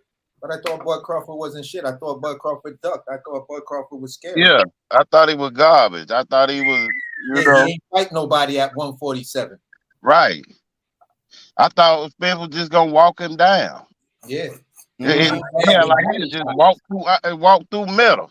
He was gonna take his eye. Remember that one? Oh yeah, I'm gonna take his eye. Yeah. The eye connector. So we got so AC and Bills, y'all both got Terrence Bud Crawford winning this fight. Yes, in devastating fashion. I'll clarify that. Ooh, devastating fashion. Yes. What round you got Spence going out in? Bill said 3. I would say the sadistic part of Bud is gonna make that motherfucker pay to at least the 6th round. Hey. What round did Ugas hit him and he went up against the ropes? 6. 6? Okay. I can see that. 6th round, he gonna get real sadistic and just beat that motherfucker up. Probably tap him on his head like he did a couple of other those champions when he took their belts. You know, laughing at him, smiling in their face, tap him on the head, and then just go on a flurry on the motherfuckers. So you're gonna see a side of Bud we ain't never seen before, and that's a Bud that said, "I'm gonna fuck him up." Okay, I got a question. Go ahead, Mr. Golden. After Mr. Golden, I got a question for everybody. Go ahead. Let Mr. Golden tell his piece. Mr. Golden, who you got in this fight July 29th and why? Neither. Oh, neither. Neither. It's going to draw? That's going to be a draw to get the rematch. So, wait a minute. So you telling me we have the makings of a potential trilogy on our hands? The first fight, the draw. Listen, it's already in the contract. You read the stipulations of the contract. They're already, before the fight even they talk about a trilogy fight. Because the simple fight, if Bud beat Earl activate the rematch. And Earl coming can beat Bud gonna activate the goddamn rematch. That's gonna be a 3 fights. So that's the way it's gonna be. But if I had to pick one, I'll say Earl not Bud out in 3. What? April Fool. No, man. I think it's gonna be a very, very, very competitive fight. I think Earl's gonna have to make some adjustments. He's not gonna come out the Bud like he fight everybody else because you can't come at Bud like that. Bud are too crafty and too much of a skill fighter than everybody else. And for everybody talk about Earl taking Bud eye, he better hope Bud don't take his eye. But it's gonna be a good fight. You feel what I'm saying? And Earl already talking about after Bud, he want Canelo. Did y'all see that? Yeah. I don't know if it's gonna be. I don't know if it's gonna be a close competitive fight. I just can't. They are going. Listen. We all know what Bud capable of doing. You feel what I'm saying? He can't go in there and just whitewash Earl because there ain't gonna be some bullshit. You feel me? Because they're gonna look at, damn, we waited all this long time. He knocked that nigga ass out in 2 or 3 rounds. Man, what kind of bullshit is this? Do it, Bud. Yes, a Bud going to knock that nigga out 2 or 3 rounds. They're gonna say what kind of bullshit is this? They're gonna like, damn, man, that shit was fucked up. You feel me? Because motherfucker gonna be mad. We spend all the money. See, that gonna be like Mike Tyson do nigga ass. Nigga spend all the money to go see Tyson fight, knock a nigga ass out in 1 round. They be mad as a fuck. No, they don't. They celebrate the rest of the night. Yeah, but that's a hit. I want to fight. You know, I'm not gonna underestimate Earl. Earl is a good fighter, but Terrence to me is on another level. I want to see how both of them react when they take their best shots. Take each other best. Who could take it? Who got the better chin? You feel what I'm saying? But Earl cannot fuck up and worry about the teeth falling out. Fuck with Bud Crawford. Oh my God! Listen. If he spits his mouthpiece out, we have history being made that night. Terrence Crawford will be undisputed a second time in a row. That he gonna go looking for that mouthpiece and he gonna get his ass clocked the fuck out. But see, the deal is we got to. You have to wait and see on that. See how the fight gonna play out. You feel me? Bud is gonna whoever what damn the word is, I can't get out my mouth. Whoever set the tempo and whoever get out there and demand this fight and to take over. You feel what I'm saying? You gotta set your will on that nigga ass. You gotta make that nigga fight your fight. And see what Earl gonna try to do. He gonna try to come and bomb rush him. But that's gonna be his worst mistake. Yep. You can't come in there. That's how Sean Porter got knocked out. But you cannot impose a will on Terrence Bud Crawford because he can make the adjustment. Right. And see, that's what I'm saying. But see, he's fighting your game, but you're actually fighting his game. But see, and Bud can't go in there and unless to meet Earl and try to take Earl fight. But see, the thing with Bud is once you tag Bud, first of all, the first part of the fight, he gonna get Terrence. Okay? He gonna get Terrence until he tagging. Once he tagging, that crazy motherfucker go to laugh and the Bud come out. Okay, I got a question for I gotta go in here real quick. So the first round, what stance you think Bud gonna come out in? The first round. Nah. He's starting out southpaw to cancel that jab. Okay. I'll be back. But I think I got a question. I got a question I need to ask y'all. If Bud beat Earl, do you think if Bud stop Earl, do you think Earl's gonna activate the rematch clause? Nope. No. We're gonna get Jamel versus Bud. I was just about to say that. See, depending on what fashion this fight ends in, will depend on what fight we get next. And I said that to say, if this were a controversial decision, like how we just had this past weekend where it was close and guys are talking about it could go either way, back and forth, what have you, then the losing party will definitely activate the rematch clause. But if Bud stops Errol, once he stops Errol, He's not gonna activate that rematch clause. I don't see it. Not only is he not gonna activate the rematch clause, Bud will still have one more fight left with PBC. Why not chase history? Go snatch Mel's belts too on the way out the door. True that. Yeah, that's the way I see it. I just never felt that if Errol lost, he would activate a rematch. You feel I don't me? see it. I just don't think that's part of his character, and I don't think PBC would say that's a smart move. And I'll be honest, I think it's harder to beat an opponent 2 times in a row unless you just have their number. Yeah. And we know Bud Crawford is not going to pull an Andy Ruiz. So yeah, I tell him no. Not at all. At the end of the day, I just have a hard time. You know, let's just say the fight goes past 6-7 rounds. Yeah. I just have a really, really, really, really hard time seeing Errol Spence perform in the 8th, 9th, 10th, 11th, and 12th the same way he performed in 1, 2, 3, and 4. Gotcha. Hey, one love to the queen, man. Miss Bitch, I see you sliding in there. One love to you, queen. You know, we always got to show the queen's love here. This boxing to you. Exactly. So I just feel like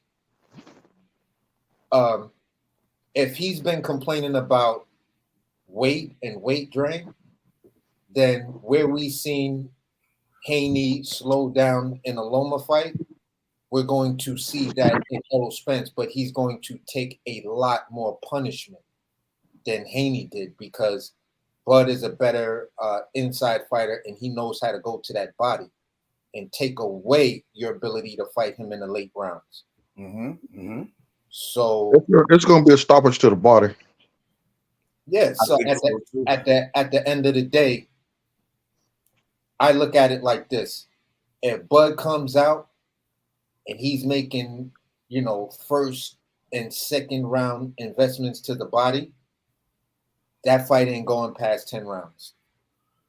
No way. It's not gonna happen. Errol Spence cannot take that many body shots for that many rounds doing what he's doing.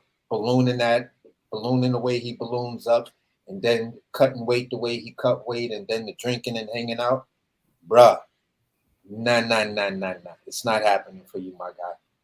You're gonna put up a good fight for the first 4, and then we're gonna see that fade. By the 6th round, we'll start to see the change. We'll start to see the difference. The definite fade, but by the 4th round, by the end of the 4th, 5th, you're going to start to see a slowing down in Errol Spence's tempo. Like when he's coming forward, it's not a walk, it's more like a plot. Like he's plotting towards the dude. Gotcha. And those are gonna be the tall tale signs that Bud and his camp are gonna read. You better believe Bo Mac gonna be like, see, told you. He plotting now. Go out there and finish that motherfucker. So that's just the way I see it, bro. If I ran the scenario 10 times out of 10 in my head, I just can't see Errol winning based on all the circumstantial evidence that's actually there before these niggas get in the ring. Just running it over in my mind, just looking at the different scenarios that I could possibly try and make and think of. If I ran that simulation 10 times over, I got Bud winning 8 out of 10 times. And that's just me. Call it bias. I just see more tools in the tool shed. We have seen Bud be hurt and fight through adversity and make adjustments. We've seen Bud where people thought that he was losing the fight and was losing on the cards, step it up and turn it up a level and finish off his opponent. He's already one of the best closers or best finishers in the game. He's got a 100% knockout rate at 147 since being there. So it seems as though the power is transferring very well as he's gone up in weight and in divisions. You know what I mean? We got to, so when I look at it, him being able to switch, him being able to fight off the back foot, him being able to walk you down, him being able to fight at distance on the outside, mid-range, or even inside to throw a body shot, to throw some uppercuts upstairs, things of that nature. We saw Terrence Crawford have to fight a number of different ways. Yeah. And we have only seen Errol Spence primarily fight one way. The difference in the way he fought, the only difference that we always talk about is him fighting against Mikey Garcia, where he wanted to put on his boxing prowess, his boxing ability. But even in the Mikey Garcia fight, if you notice, he started off boxing on the outside. He went right back to that high guard, trying to walk forward. But I also have to say this. Bud Crawford, and from many of the fighters I've seen today, he is one of the best fighters that I've seen in today's era that can punch while you punch. He punches between punches. He punches going back. He punches coming forward. He punches off at angles. It's like, bro, there is nothing where you think you have an advantage where you actually have an advantage against this guy. And here's my biggest problem why I say 10 out of 10 times Errol Spence won't win. Between Errol Spence and Derek James, they both made the statement they don't do film studies. And I gave the 8 out of 10, me being nice. It's 10 out of 10. Yeah. But, I get it because there's a certain amount of political correctness. Right. You feel what I'm saying? But me just being a fucking fan, it's like, no. Never. I have that privilege. I don't have a boxing channel. So I have that privilege to say, hell no. 10 out of 10 times based on what I know about Terrence Crawford and what I know about Errol Spence. 10 out of 10 times I just see Bud Crawford beating that man not because of a lot of other things people will talk about, the accolades, and just on a simple fact of what he does extremely well. He punches when you punch extremely well. He punches in between your punches extremely well. He can punch you on the back foot while you're punching coming forward extremely well. He can spin you, get you off balance, and still punch you in a way that's not illegal and still drop you, a.k.a. how he did Amir Khan in the first knockdown. Shit, Victor Postol too. He put Victor Postol in a fucking blender. And same thing he did with that getting you off balance and punching you while you're off balance and overstepped. He did that same thing to Ndango. Another thing I don't think people realize. Hey, shout out to my guy, Green, man. I see you just slid in the building, man. One love to you. Hey, he said Errol better glue that mouthpiece in his mouth. If it come out on the 29th, he going to bed. Yeah, yes, sir. We know that one. One love to the queen. One love to the queen, the first lady. Here it is boxing to you, Miss Kanisha Reed. One love to you, baby. Appreciate you tuning in today.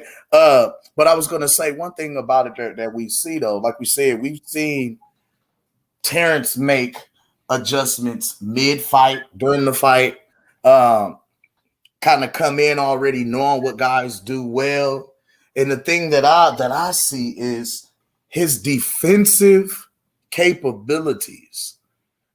He begins, like he starts out, we could say starting out early in fights, he gets hit a little bit. But as the fight progresses, the moment he catches your rhythm, it's like you're unable to hit him after that. Yeah. It's like nothing you throws lands. It's blocked, a miss, and then counter. It's like once he finds out what it is that you like to do and do well, he immediately knows what methods to employ to counter that, to completely cancel out what it is that you do well, what you like to do, and now you got to beat me another way doing something else. Yeah, it's Neil getting shot in the hallway by Mr. Smith. The main thing in this fight here, I'm gonna tell you how Bud gonna take control of the fight. Earl downfall is gonna be when Bud press him and put Earl on the back foot. Yep. If Bud get his rhythm and go to marching forward, look how he did Mean Machine. Mean Machine, that I look at that fight several times. Mean Machine put up a pretty good fight. You feel me? And Mean Machine was a come forward fighter. Right. And when Bud got that rhythm and started pressing him, coming forward and backing him up, he took everything away from me. He took that away from me. You know, it's gonna be. I hope Bud don't go in and try to prove something, stand toe to toe. You know, Bud would do this shit sometime. You're gonna get that, but he gonna.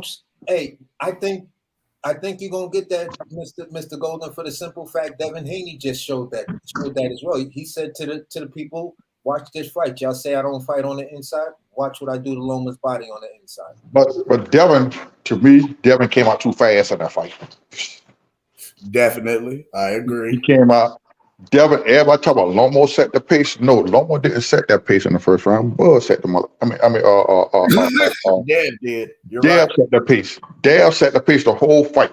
Dev set the pace most of the fight. Yeah. Dev set the pace up. Dev the one came out moving fast, moving in. He set the pace. He caught Lomo off guard with that shit.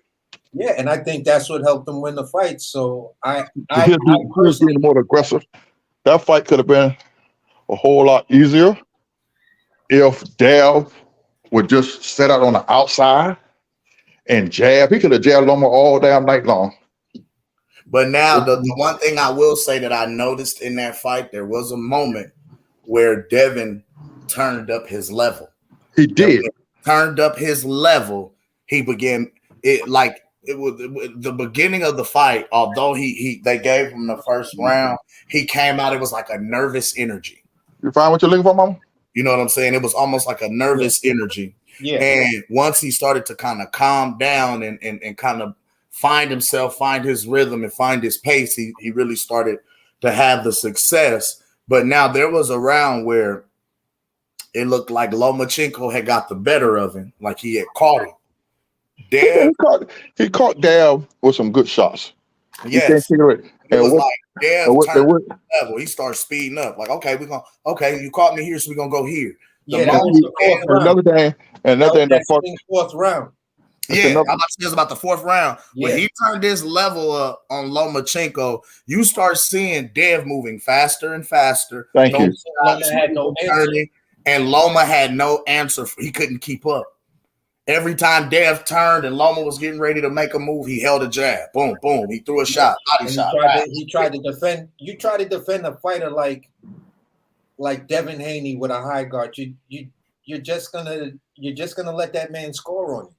Yeah, because all he's doing, and if you notice, he went to it, but Lomachenko started moving away from it. Dev and Shakur, and you started to see Tank start to employ it now. I love it where they the move.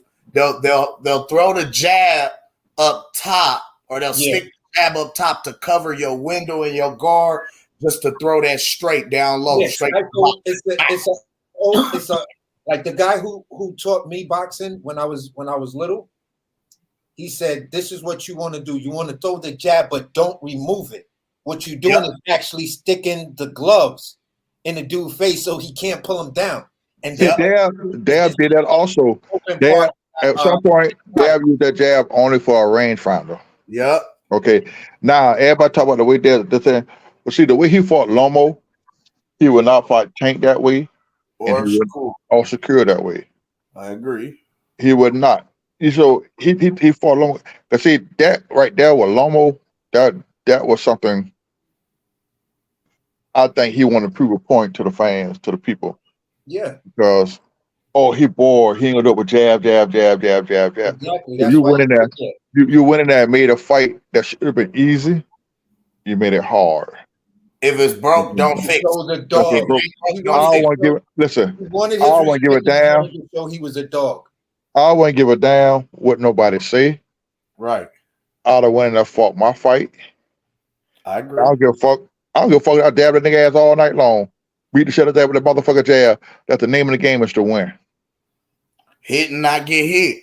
If I hit you 173 times and you didn't hit me none, But I still have to give Loma credit because that was Loma we never saw before. So that was the best version of Lomachenko. I always but check this out though. This gun that Did y'all see? Did y'all see what came out today? Y'all see what came out today? What's that? Lomo petition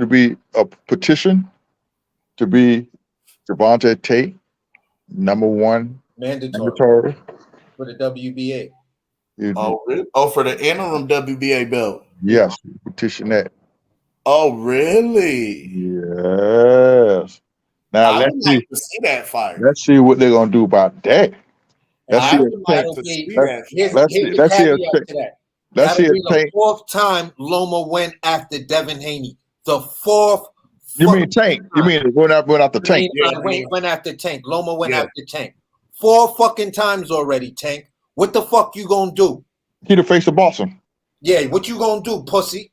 You gonna run from this guy again? And then still try to talk shit about Dev or Shakur? Shakur said, give me Loma now. Loma has been on Tank's neck for a while. 4 fucking times, bro. And Floyd came out and said, what? He is not ready. He's been on Tank's bumper, bro. I can't lie about that. Tank talk shit. Loma says, yo, I'm free right now. What's up? He said, I'm free. I'll fight you. They smooth ignore Lomachenko. I bark at Shakur, I bark at Dev, and then Loma say something from the side like, I'll fight you. You're like, and I didn't hear nothing. I thought somebody was speaking Ukraine over there. Promise. Real shit. But I don't think Tank is all bark and no bite. Tank is not gonna get in that fight. Shakur, he's not gonna fight Devin. If Loma showed up that fought Dev, my money says Loma beats Tank. Ooh. A lot of people would say you wilding because Tank this and Tank power and Tank ring IQ. Tank don't have a ring IQ like a Devin Haney. Stop that. No, he don't. Stop that. I think when Tank get in trouble, he goes to this old school shit where he does this cross face shit, and then you could just pepper the nigga up. Tank cannot deal how Loma came up on Dev and then did the little shuffling off to the side, throw the left, and then spin out real fast. Tank will have no answer for that. Nor will Coach Calvin. Because they used to fighting them fucking cement feet ass niggas. Damn. In front of them. So they don't have no answer for Loma. Not that Loma. And even if a portion of that Loma showed up, I still believe he beats Tank ass. I was just about to say, now, do you feel like in order to beat Tank, you have to beat Tank angles or make him move? Yeah. He is a decent mover. He does have decent footwork. Yeah, but Tank is methodical. Once you get him out of that methodical movement, that boy is lost. So you think it's once you take him out of the methodical and just kind of allow instinct to take over. If he's fighting off instinct, you feel like he loses. He kind of loses all the time, 100 times out of 100 times.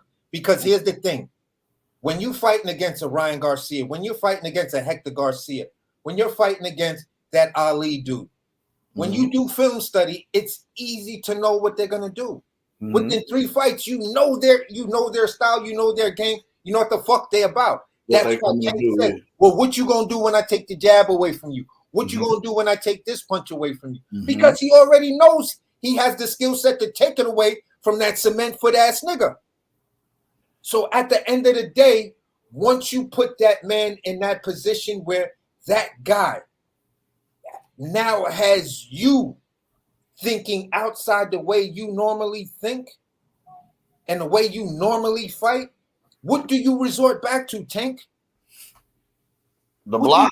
You resort back to the block. You resort to what you know. Exactly. And he's gonna cover up and do that weird old school Ken Norton, whatever that shit is where you cross your face. And I've seen fighters pepper the shit out of him because he does that, and he's trying to do this weird old school. You talking about that old cross block? Yeah, and then he moves and shit like that, and it's like, what the fuck are you doing? And this cross block ain't even crossing because the whole time we crossing, he catching shots upstairs and downstairs. Exactly. So you do that shit against Loma or Dev or fucking Shakur, your night is over, bruh. You know that cross block is all 52 method, but you know with the when you cross, it was different though, because from the skull and crossbones, you already went to the windshield. Yeah. You know what I'm saying? And you might cross, but if you cross, you coming down too to cover the body. You know what I'm saying? But Tank don't do that. He just puts his face forward and then crosses. With his I'll put a cash cover nothing. Put a damn card in in the car. Yo, the dude head is completely over his knee and completely over his front foot. So at the end of the day, it's just like, let me just grab the back of your head and throw you down to the ground because you so off balance. I'm going. What was the Tyson? The 6-3. I'm going. Body upstairs. Yeah. Okay. Body, head, body. Just Roy Jones the shit out of that dude, and then angle him and spin him. That's how you beat Tank. It's so fucking easy, but he fights the fights that he needs to fight to sell his product. You feel what I'm saying? This is why we don't get this guy the best at that division. Okay, so let me bring y'all back to the because we got a little sidetrack. Fuck around with the lightweights, because I ain't gonna lie. I made this declaration and I stand on it. With the amount of talent that we see right now, 140 is about to become the hottest division in boxing. 140 and 154 is about to get turned the fuck up. Hot. So, okay. But I just want to ask y'all though, because now going back to the Bud versus Arrow fight, because we at the end. Yeah, we at the end. Nothing else matters. We at the end. Okay. I don't want to hear about David Avocado and Abbott sneezing and none of that. We at the end. I'm outside now. We you know what I mean? I'm at your front door. Matter of fact, I ain't even at your front door. I came and knocked on the front door and Al let me in. Yeah. I'm here now. Yeah. You feel me? Hey, listen. I'm motherfucking Jerry Dandridge right now. You let me in. You let me in. Remember the movie Fright Night? Uh-huh. The original nigga Jerry Dandridge? That's me right now. You let me in, motherfucker. That's what I'm saying. I'm that vampire. Chase Vampire, Mr. Chase Vampire. That's the thing. I'll open the door and let him in. Yeah. So now I was gonna ask you guys. I definitely want to ask you fellas.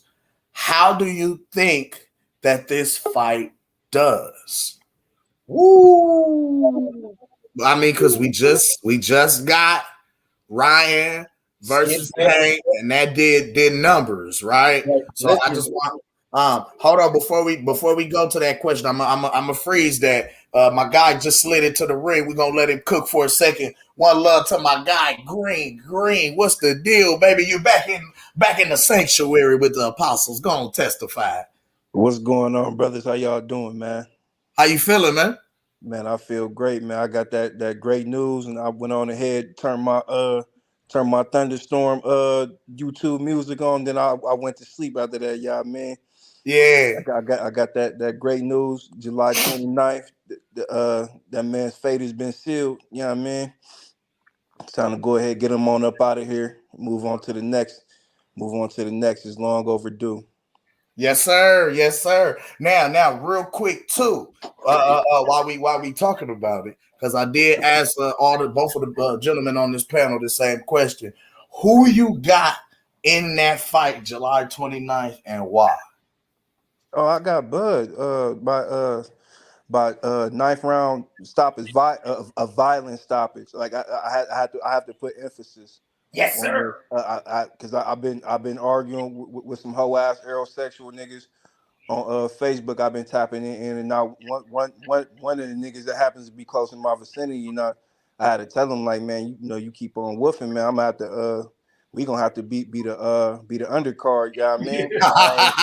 I ain't with all that because a lot of them niggas be woofing. They don't be nowhere around. Like you a little county over with. Like we can get to that. Yeah, I mean. Green, I'm gonna tell you, I done been kicked out of more Facebook boxing groups, blocked out of. Listen, I stay on their neck in these groups. You hear me? Matter of fact, I got the same name on Facebook, Cameron Edwards. That's my government. You can Google. It's really me. I'm in there. Picture I'm talking big noise. And I done had to get on a couple cats' necks, you know, to the point to where now when they see me coming, they whole tune kind of switch up. But trust me, I've been blocked 3 days, 7 days, 30 days, 30 days. Yeah, I'm on them 30-day stints now. Yeah. Where, you know what I'm saying? I'm one strike away from getting my demonstration banned completely. You hear me? So I always put for the once they block or ban me, I go straight for the motherfucking Then you know what, pussy? Make sure you do it forever. You feel what I'm saying? Because I'm gonna post some fucked up shit to you in your punk ass group. I'm coming to see, but see now, this the thing. I didn't, you know, of course, motherfuckers don't know I'm a comedian, so I'm in this motherfucker. You know, I'm dropping facts.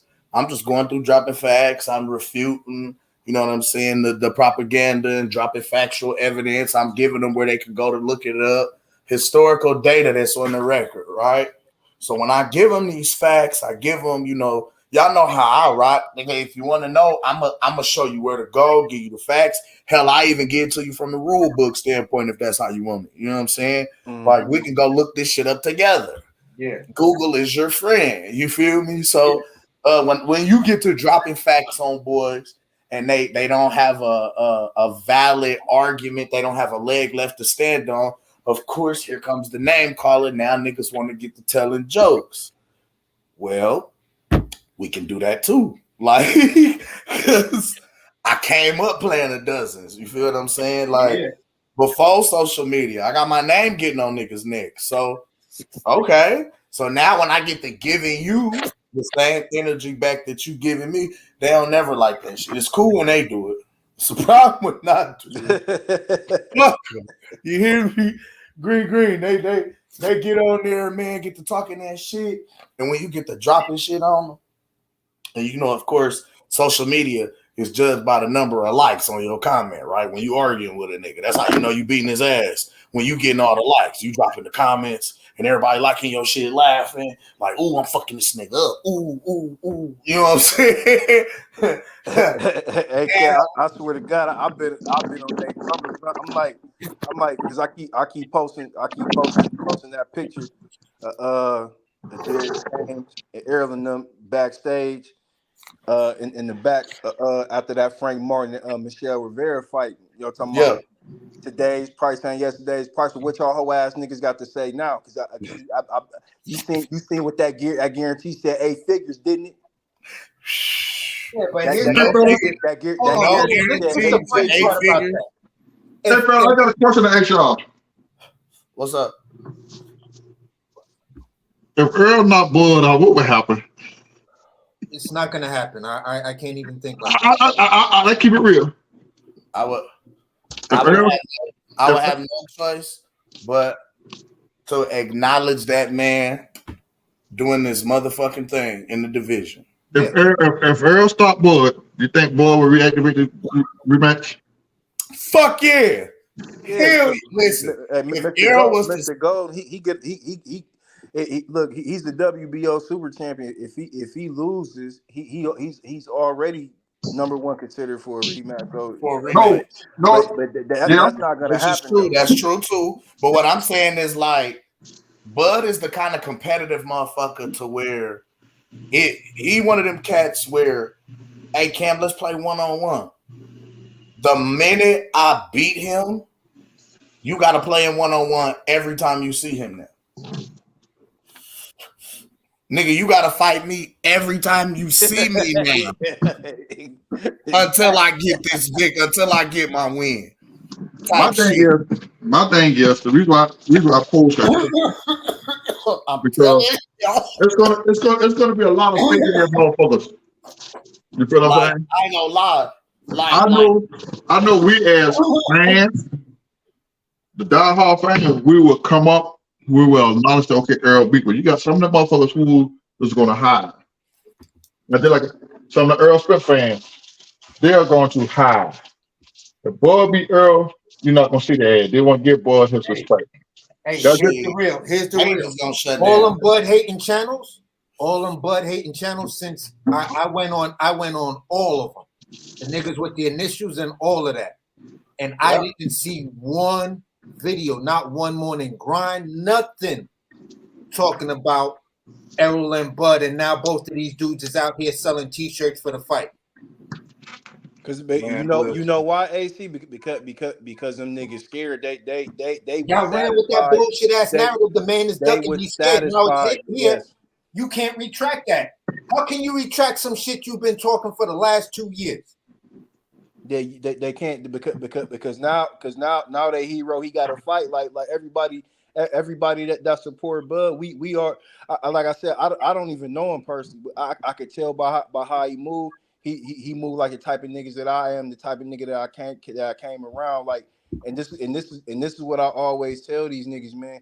He shook that man hand and told him to his face they was gonna rumble. Like, forget some promoters, forget another side of the street, anything. When you shake a man hand, like you gotta stand on your word and your ball. Stand on your shit. And I give Errol his credit for doing whatever he did behind the scenes, whether he felt like I gotta go against or get on my manager ass, advisor, however the case may be, and not fight this nigga Keith Thurman. You feel what I'm saying? Like, I respect it, but his fans, they scared as shit right now. They scared because they know they know it's coming. Like they know like he gonna be in for the fight of his life. He ain't never been in the ring with nothing like this ever, not even close. Now let me ask the panel this question: do y'all think, now that hindsight is 2020, I'm just putting it out there, do you think Errol Spence made the tweet, I feel like I'm getting played, simply because of this fact? If the rumors are true that they're both getting 10 million, Bud just got that to fight Avanesian. You turned down 25 million. Now for 10 million. Why wouldn't you feel played? Do you think that man, that's what that tweet meant? That this fucking bullshit ass $10 million guarantee is still a fucking joke compared to the level of competition Errol is opposed to a David Avanesian? Well, because he got the same amount as well. Exactly. Well, in a sense, I could see that. I could see exactly what you're saying to that. But it's like, I think that's a how can I say this? Okay. I think that's in regards to both the current offer that's on the table and hearing about and knowing about the 25 upwards of almost $30 million that was potentially on the table from another investor. Exactly. That's where my mind went when I heard the report. Like, wait a minute, I feel like I'm getting played because I would feel like I'm getting played too. Like, yo, how the fuck? Okay, you just told me you didn't want to pay me no guarantee at all for this fight last year. There was no guarantee. Then all of a sudden, I signed. He went out and fought somebody else and made 10 million, and now and then find out that these you only want to pay me 10 million. Right. Like, nigga, you try to pay me the same 10 million that you pay that them niggas over there paid Jeff Horn. What you trying to say? Yeah. I told y'all, listen, I've said this time and again. Al Heyman did not put a price tag on this fight. It wasn't about the potential of how much this fight could make. No, you try and sell low and aim high. Yeah. You know what I'm saying? I'm hoping for a ballpark knockout, ballpark smash when it comes to the numbers. Yeah, so and that goes back to the question you asked. What kind of numbers we gonna yeah, because now if I give y'all, you know, let's say like I said, Terrence, your biggest payday was before it was about 5-6 million, you know what I mean, with Khan and Porter, and yeah, and then you got 10 versus Avenesian, so you've never made any more than 10. Errol, you never made anywhere close to 10 for a guarantee. You So even made 3 as a guarantee. That's the stipulation. That's the you know what I mean? I'm not going no higher than that. Why? Because you've never seen that amount of money in your life. You never made that amount of money in your life. So you're not worth that amount of money. On the flip side, Terrence, you've just recently received that as a guarantee and seen that amount of money. But I felt like you don't sell to be able to recoup me the amount of money that I'm going to give you. So I've been saying time and again that Al Heyman didn't feel that either one of these fighters were worth the price tag that they were asking for in order to make this fight happen. Yeah, that's why I told people there is no way Gervonta Davis made $25. And I ain't gonna lie, when the Saudis came with their $25 million offer, that lit a fire on Al's ass to the fire, because it's like, well, wait a minute, there's other investors out here that's going to make this fight that's talking about giving me way more money than you've ever given me. Hey man, I'm trying to wiggle out this contract. So what's up? You know what I mean? Because these niggas talking about. Hey, this is why I think we won't get a rematch as well, because after this fight right here, Errol is jumping ship. I got a funny feeling this dude gonna jump. Well, he got effectively, because he's fighting and he's putting his titles on the line. He's effectively renewing his contract with PBC, according to PBC's contracts that I've read up on. Every time a fighter fights for a belt or defends a title, they automatically renew their contract. Yeah, but I get that. He's basically renewing his contract for another 2 years. So we wouldn't hear from Errol for 2 years. No, I think this is what's going to happen. I think because like his next 2 years contract and knowing who Errol Spence is, he'd fight at 154 for 2 fights, and by then he'd be at, because he fights. Actuality, Cam. Actuality. Earl can fire Al Heyman. Earl is Al Heyman boss. True. Hold on. Listen. Hold on. Actually, Al Heyman works for Al Heyman is his advisor. He can fire Al Heyman. Al Heyman is not his promoter. He's not his manager. But he still can fire him. He can fire the advisor, but he's still signed. Who owns the company. You know what I'm saying? So at the end of the day, what I believe is going to happen is he's going to have a conversation with a nigga like Bernard Hopkins or Eddie. Because even if he fires Al, guess what? All Al got to do is pick up the phone and call Tom Brown, who's the president of TGB.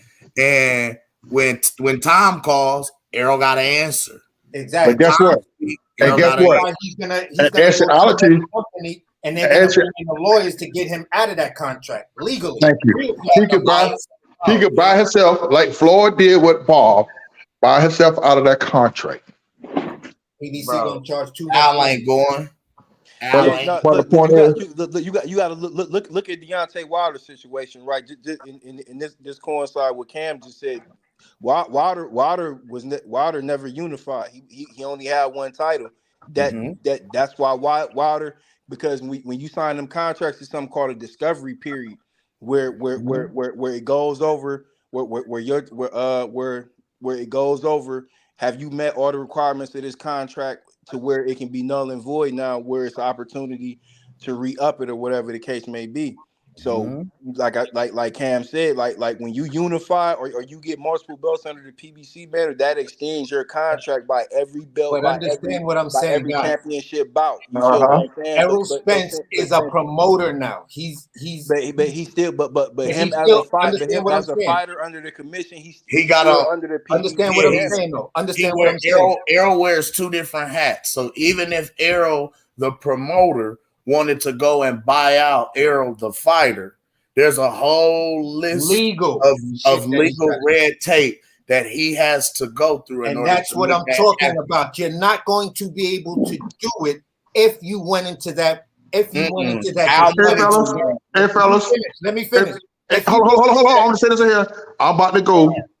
Cam. Oh yeah, it's almost time. We on the way over there. No, yeah, he just came on, fellas. His birthday boy on now. I think I got notification. But this we is on the all way over there right now. This is all I'm saying, and this will be my final thoughts as well.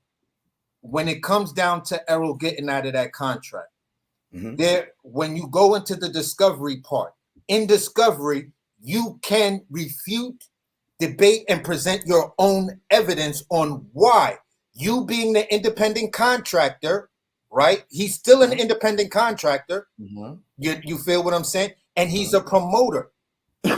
So those are two things that says, listen, I'm at the stage, and if you grant me this, what I can do is turn around and now buy myself out of the contract because the judge already gave me the ability to do it through arbitration and discovery, which then I 360 and I can pull a loan out on myself to buy myself out of this contract. Thing is, Errol doesn't have the bankroll to go to court with Al to be able to do that. But he's not going to go. You understand what I'm saying? For the amount of time by himself, he's bringing someone like. This is why I said, if he does it, I think it would be smart for him to either go to Golden Boy or the Zone. Because now, I mean, okay, now I get what you're saying. Him having legal representation from another large entity, another large organization that could possibly provide him. Watch Al Heyman in court. But, okay, I get that. But now, who is he going to fight for during that time, during this arbitration? How's he going to make money? Where's he going to make money from? Because during this entire period, he's still signed to Al Heyman in PBC. But during arbitration in a court case, it can be shortened. You can go for a short case or you can go for a lengthy case. He can, but this is what I'm saying. Every time he go to court, it costs him money. It costs him money with his lawyers. It costs money with the court fees, whatever, right? So what I'm saying is these niggas have they have the kind of bread to where they're just dragging out proceedings. Getting extensions, you feel what I'm saying? Yeah, I feel what you're saying, but if you go into an ESPN, the Zone, or Golden Boy, you're going to have a team of lawyers who are down with sports entity. Yes, they're 50 times larger and bringing way more revenue than PBC. They have much larger revenue streams because they deal with all sports. The Zone, although here in America we primarily know the Zone as boxing, they are knee deep in football. They are knee deep in F1. They are knee deep in all types of car racing. You feel what I'm saying? So I get what you're saying. I get exactly. In the US, they are the number one sports team, like ESPN is the number one sports thing here in the US. Mm-hmm. So when you bring in a subsidiary of the Zone, which is Golden Boy, bro, you talking about legal teams that can get the job done. Yeah, you got people. Yeah, you got people on people.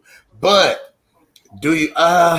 I just don't. The only thing it's a matter of will they do it for Errol? Yeah, because I'm like, that's the question. I don't see it with the with the burnt I'm gonna be bridge all the and way. the I'm gonna fact be that all the way honest with you, man. Arrow. It would be smart for him not to do that. He might as well lead them skeletons in the claw. yeah, he can stay where he at and just keep getting One thing for pacified. sure, two things for certain. Al Heyman, he strike me as the type of guy like he know any and everything about dude, some shit that a Earth do and have him looking crazy out here. So I wouldn't. You feel what I'm saying? It's a whole. It's my wishful thinking, but if you bring Errol Spence into your camp, there's a price tag affixed with that guy. You got to deal with what he does outside of the ring, and then have promotional companies cover up. That's the other thing. Al has sanctioning bodies and obviously legal goddamn teams in pocket because he's making legal troubles go away. So I mean, would you really want to risk walking away from this guy, losing what has been your biggest paydays, your only paydays, in a sense, risking it going somewhere else and having that black mark follow you? Because the moment you get here, suddenly here comes all the legal issues that have been swept under the rug being unearthed. You know what I'm Like saying? you have that's the to have scary part a about it. formidable. If you're gonna go against Al Heyman, And you have to that's have a Jay-Z. You have to have yeah, a Jay-Z type guy in your corner. You have to have a formidable ally because Al can't. Al And just Errol doesn't ain't have got to no use the ties with boxing ring Errol to ain't got attack no you. ties with Hov. no, but But what I'm it's saying just is saying you need you a got Yellow powerful Breezy ally is to not go that go nigga. at Al. Yellow Breezy or Breezy, whatever the fuck that dude name, he is not that nigga. yeah, So you have nobody in your corner. you feel me? So it's And like that was my wishful thinking, but like I said, I still got this funny feeling if he don't jump ship, he's gonna threaten, and it'll be the first time we hear Errol Spence threaten of leaving PBC I because think that's what got this fight, to be honest with you. Hell I yeah. think it was this and as well as Showtime threatening to pull funding if they did not meet 10% viewership when it came to their numbers. They had to give us the biggest fights that everybody wanted to see because their stable included boxers that everyone wanted to see in some of the biggest matchups. It was just they were not willing to allow them boys to come out and face those other opponents in those big matchups because they wanted to keep everything in house on some monopoly shit, on the money on the bottom line. So now, you know, with Showtime coming out threatening that ass, like, hey, either y'all gonna shit or get off the pot. They was like, okay, we got to make something happen. Okay, so this is what we're gonna do. We're gonna give them this one to tease them. You understand what I'm saying? And with we giving us this one here to kind of pacify them, we gotta secure the network budget and use that to put these two together. These two right here. This one's gonna bring huge numbers and viewership, which is gonna automatically keep us here and cement us here with the network. And this one here is the fight that all the boxing wants to see. So this one's got to do big numbers too. You understand what I'm saying? Like, this is why we got Tank versus Ryan for pay-per viewership, and that was smooth, only for viewership numbers. But that was for the network. That was to cement PBC's relationship with Showtime and Paramount Plus. Yeah, Hey, look, we could do agree. this. Look how many of these are your viewers. Look how many of these that we did. We have the ability to put these kind of fights on. These are the kind of fighters we have in our stable. You feel what I'm saying? So I felt like they had to do that. I don't know if you remember last year when they petitioned the WBA for Errol and Keith to fight at 154 pounds. They the first flyer that I seen came out when they was just throwing it out there trying to see what type of buzz they could generate for it. It had Fox and PBC on there. Now after 2022, Fox didn't re-up with PBC, so they only have Showtime to rock with, and it makes sense that the fight is happening now while Javante is on that 90-day house arrest, because Javante he come first over there on Showtime, whether motherfuckers want to believe it or not. But basically, what you gonna get is now. This is thank you, Green. The prophet, Green. That's what I'm. Because you just led to my next point. That's what we gonna get at the end of the year. On the next Showtime pay-per-view at the end of the year, and I hate speaking so far into existence, into the future, right? So we're going to get this fight July. Bug going to beat his ass. We're going to then get either A rematch, or B, Jermell Charlo versus Terrence Bud Crawford for Undisputed versus Undisputed.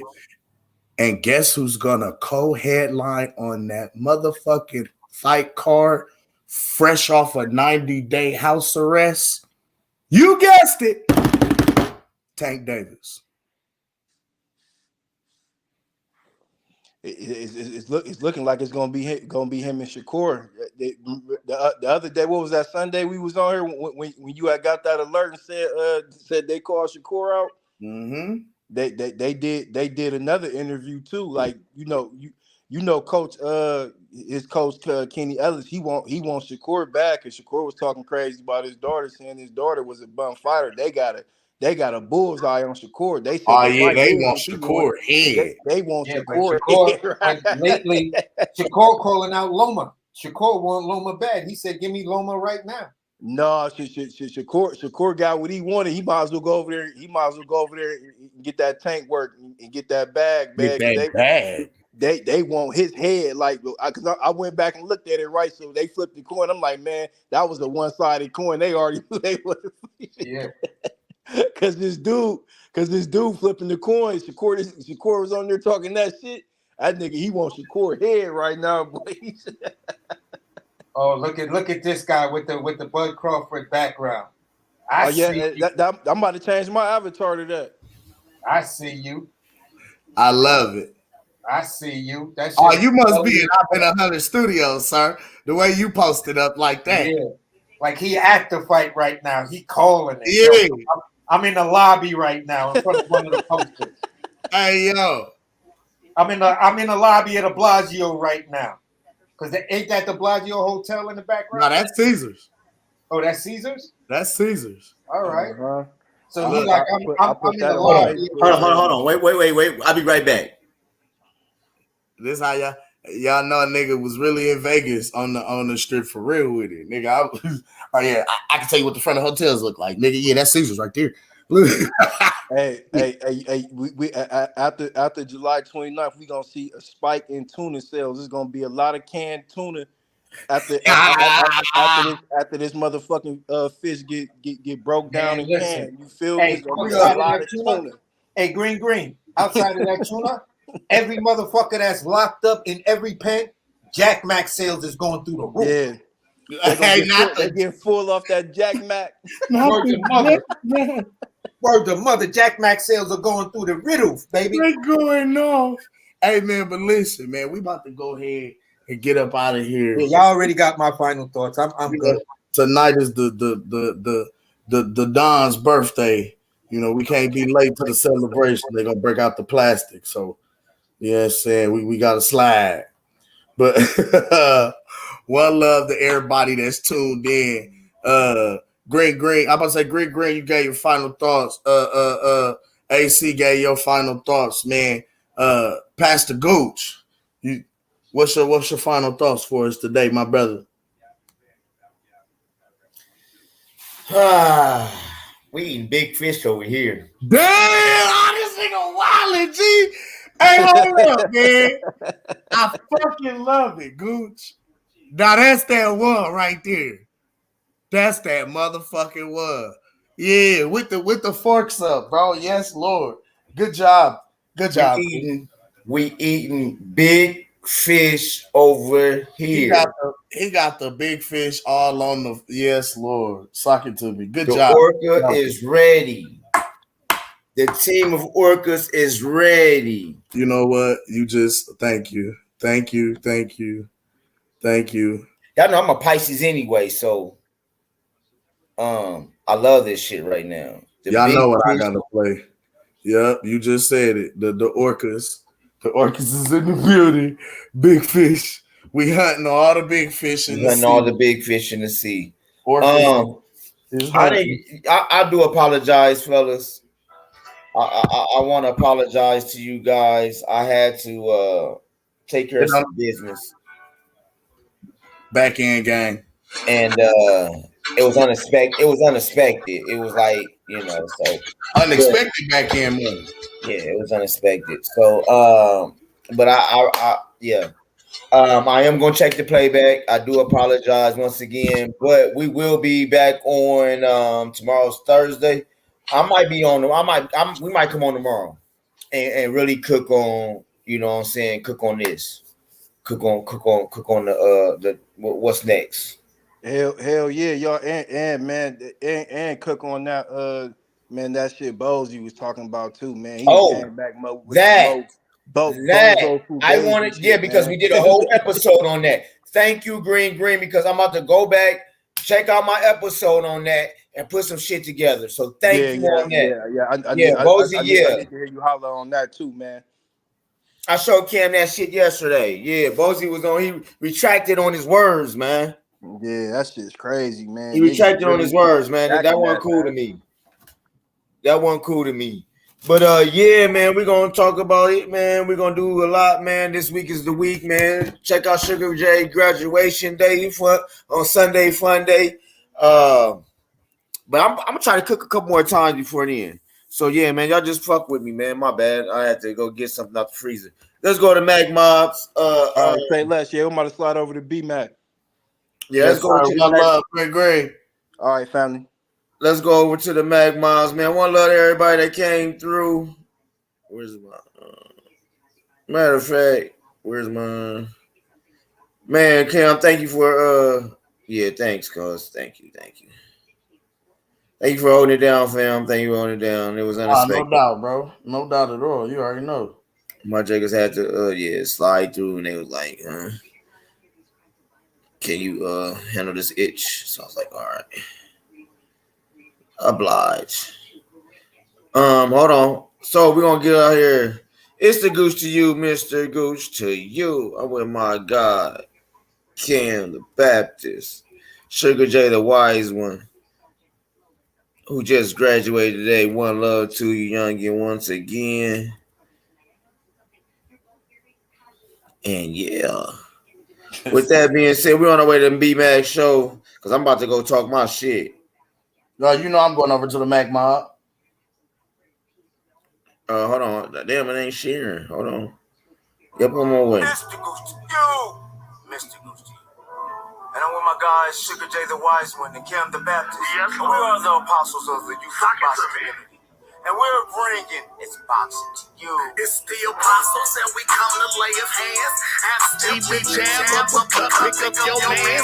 It's Pastor Gucci Cam, Sugar J the Wise Man. We bring them to the light, make these haters understand. North side is where I stand. Nebraska, that's the land. We cancels out the jab from a southpaw stance. We beat the competition, knock it out with either hand. And we drop the link, so come and kick it with your fam. And we drop receipts, so keep your sources on hand. If you can't confirm that this facts, you spread propaganda. Make sure you hit the like when you subscribe to the channel. One love to the playback gang and the panel. It's boxing to you. It's boxing to you. It's boxing to you. It's boxing to you. It's boxing to you. Represent the 402. Being team Crawford, that's what we do. It's boxing you. It's boxing to you. It's boxing you. It's boxing to you. What it do? Represent the 402. Team Crawford, BNB, yeah, that's what we do. Y'all know who it is. It's the Goose to you. Mr. Goose to you. They said we weren't gonna do it, Cam. They said we weren't gonna last in this bitch, but we here. The apostles of the YouTube boxing community. We laying hands on their ass. Y'all see what it is. We got young Sugar J. The switch hitter from B&B coming out 2023. One love. Y'all know what it is, huh? But y'all gonna see what it is. Mr. Gucci, you, Kevin the Baptist, Sugar J the Wise One, we are the apostles of the YouTube boxing community.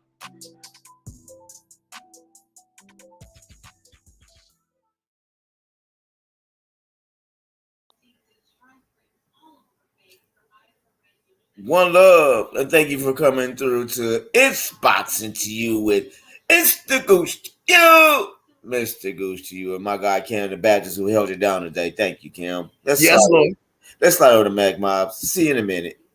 I'm already in the chat. No, well, I'm on my way. Hey, check this out. I ain't gonna even. Hey, this I'm up here. I ain't gonna even. Hold on.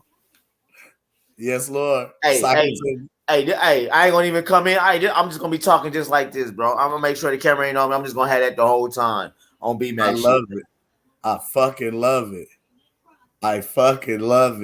That's how I'm doing, bro. Yeah, I need that. I'm about to. Matter of fact, you know what? You can do it too. Yes, Lord. You already know. Good job, Gooch. Numbers. Sock it to me.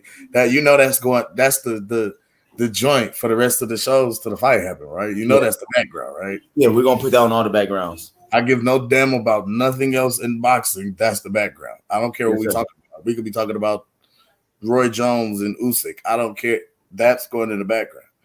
Yes, sir. See you in a minute. One love. One love. Peace. One love to the queens. Hold on. One love to the queens before I end it. One love to the queens. See Miss Bitch and Miss Kenisha Reed. One love. Anybody else I miss the church on my mind, not my heart. Hey man, one love to the playback gang, bro. Yes, sir. One love to the playback gang. We love you. Love y'all. We love you. Yes. Real. All right, let's go. Peace.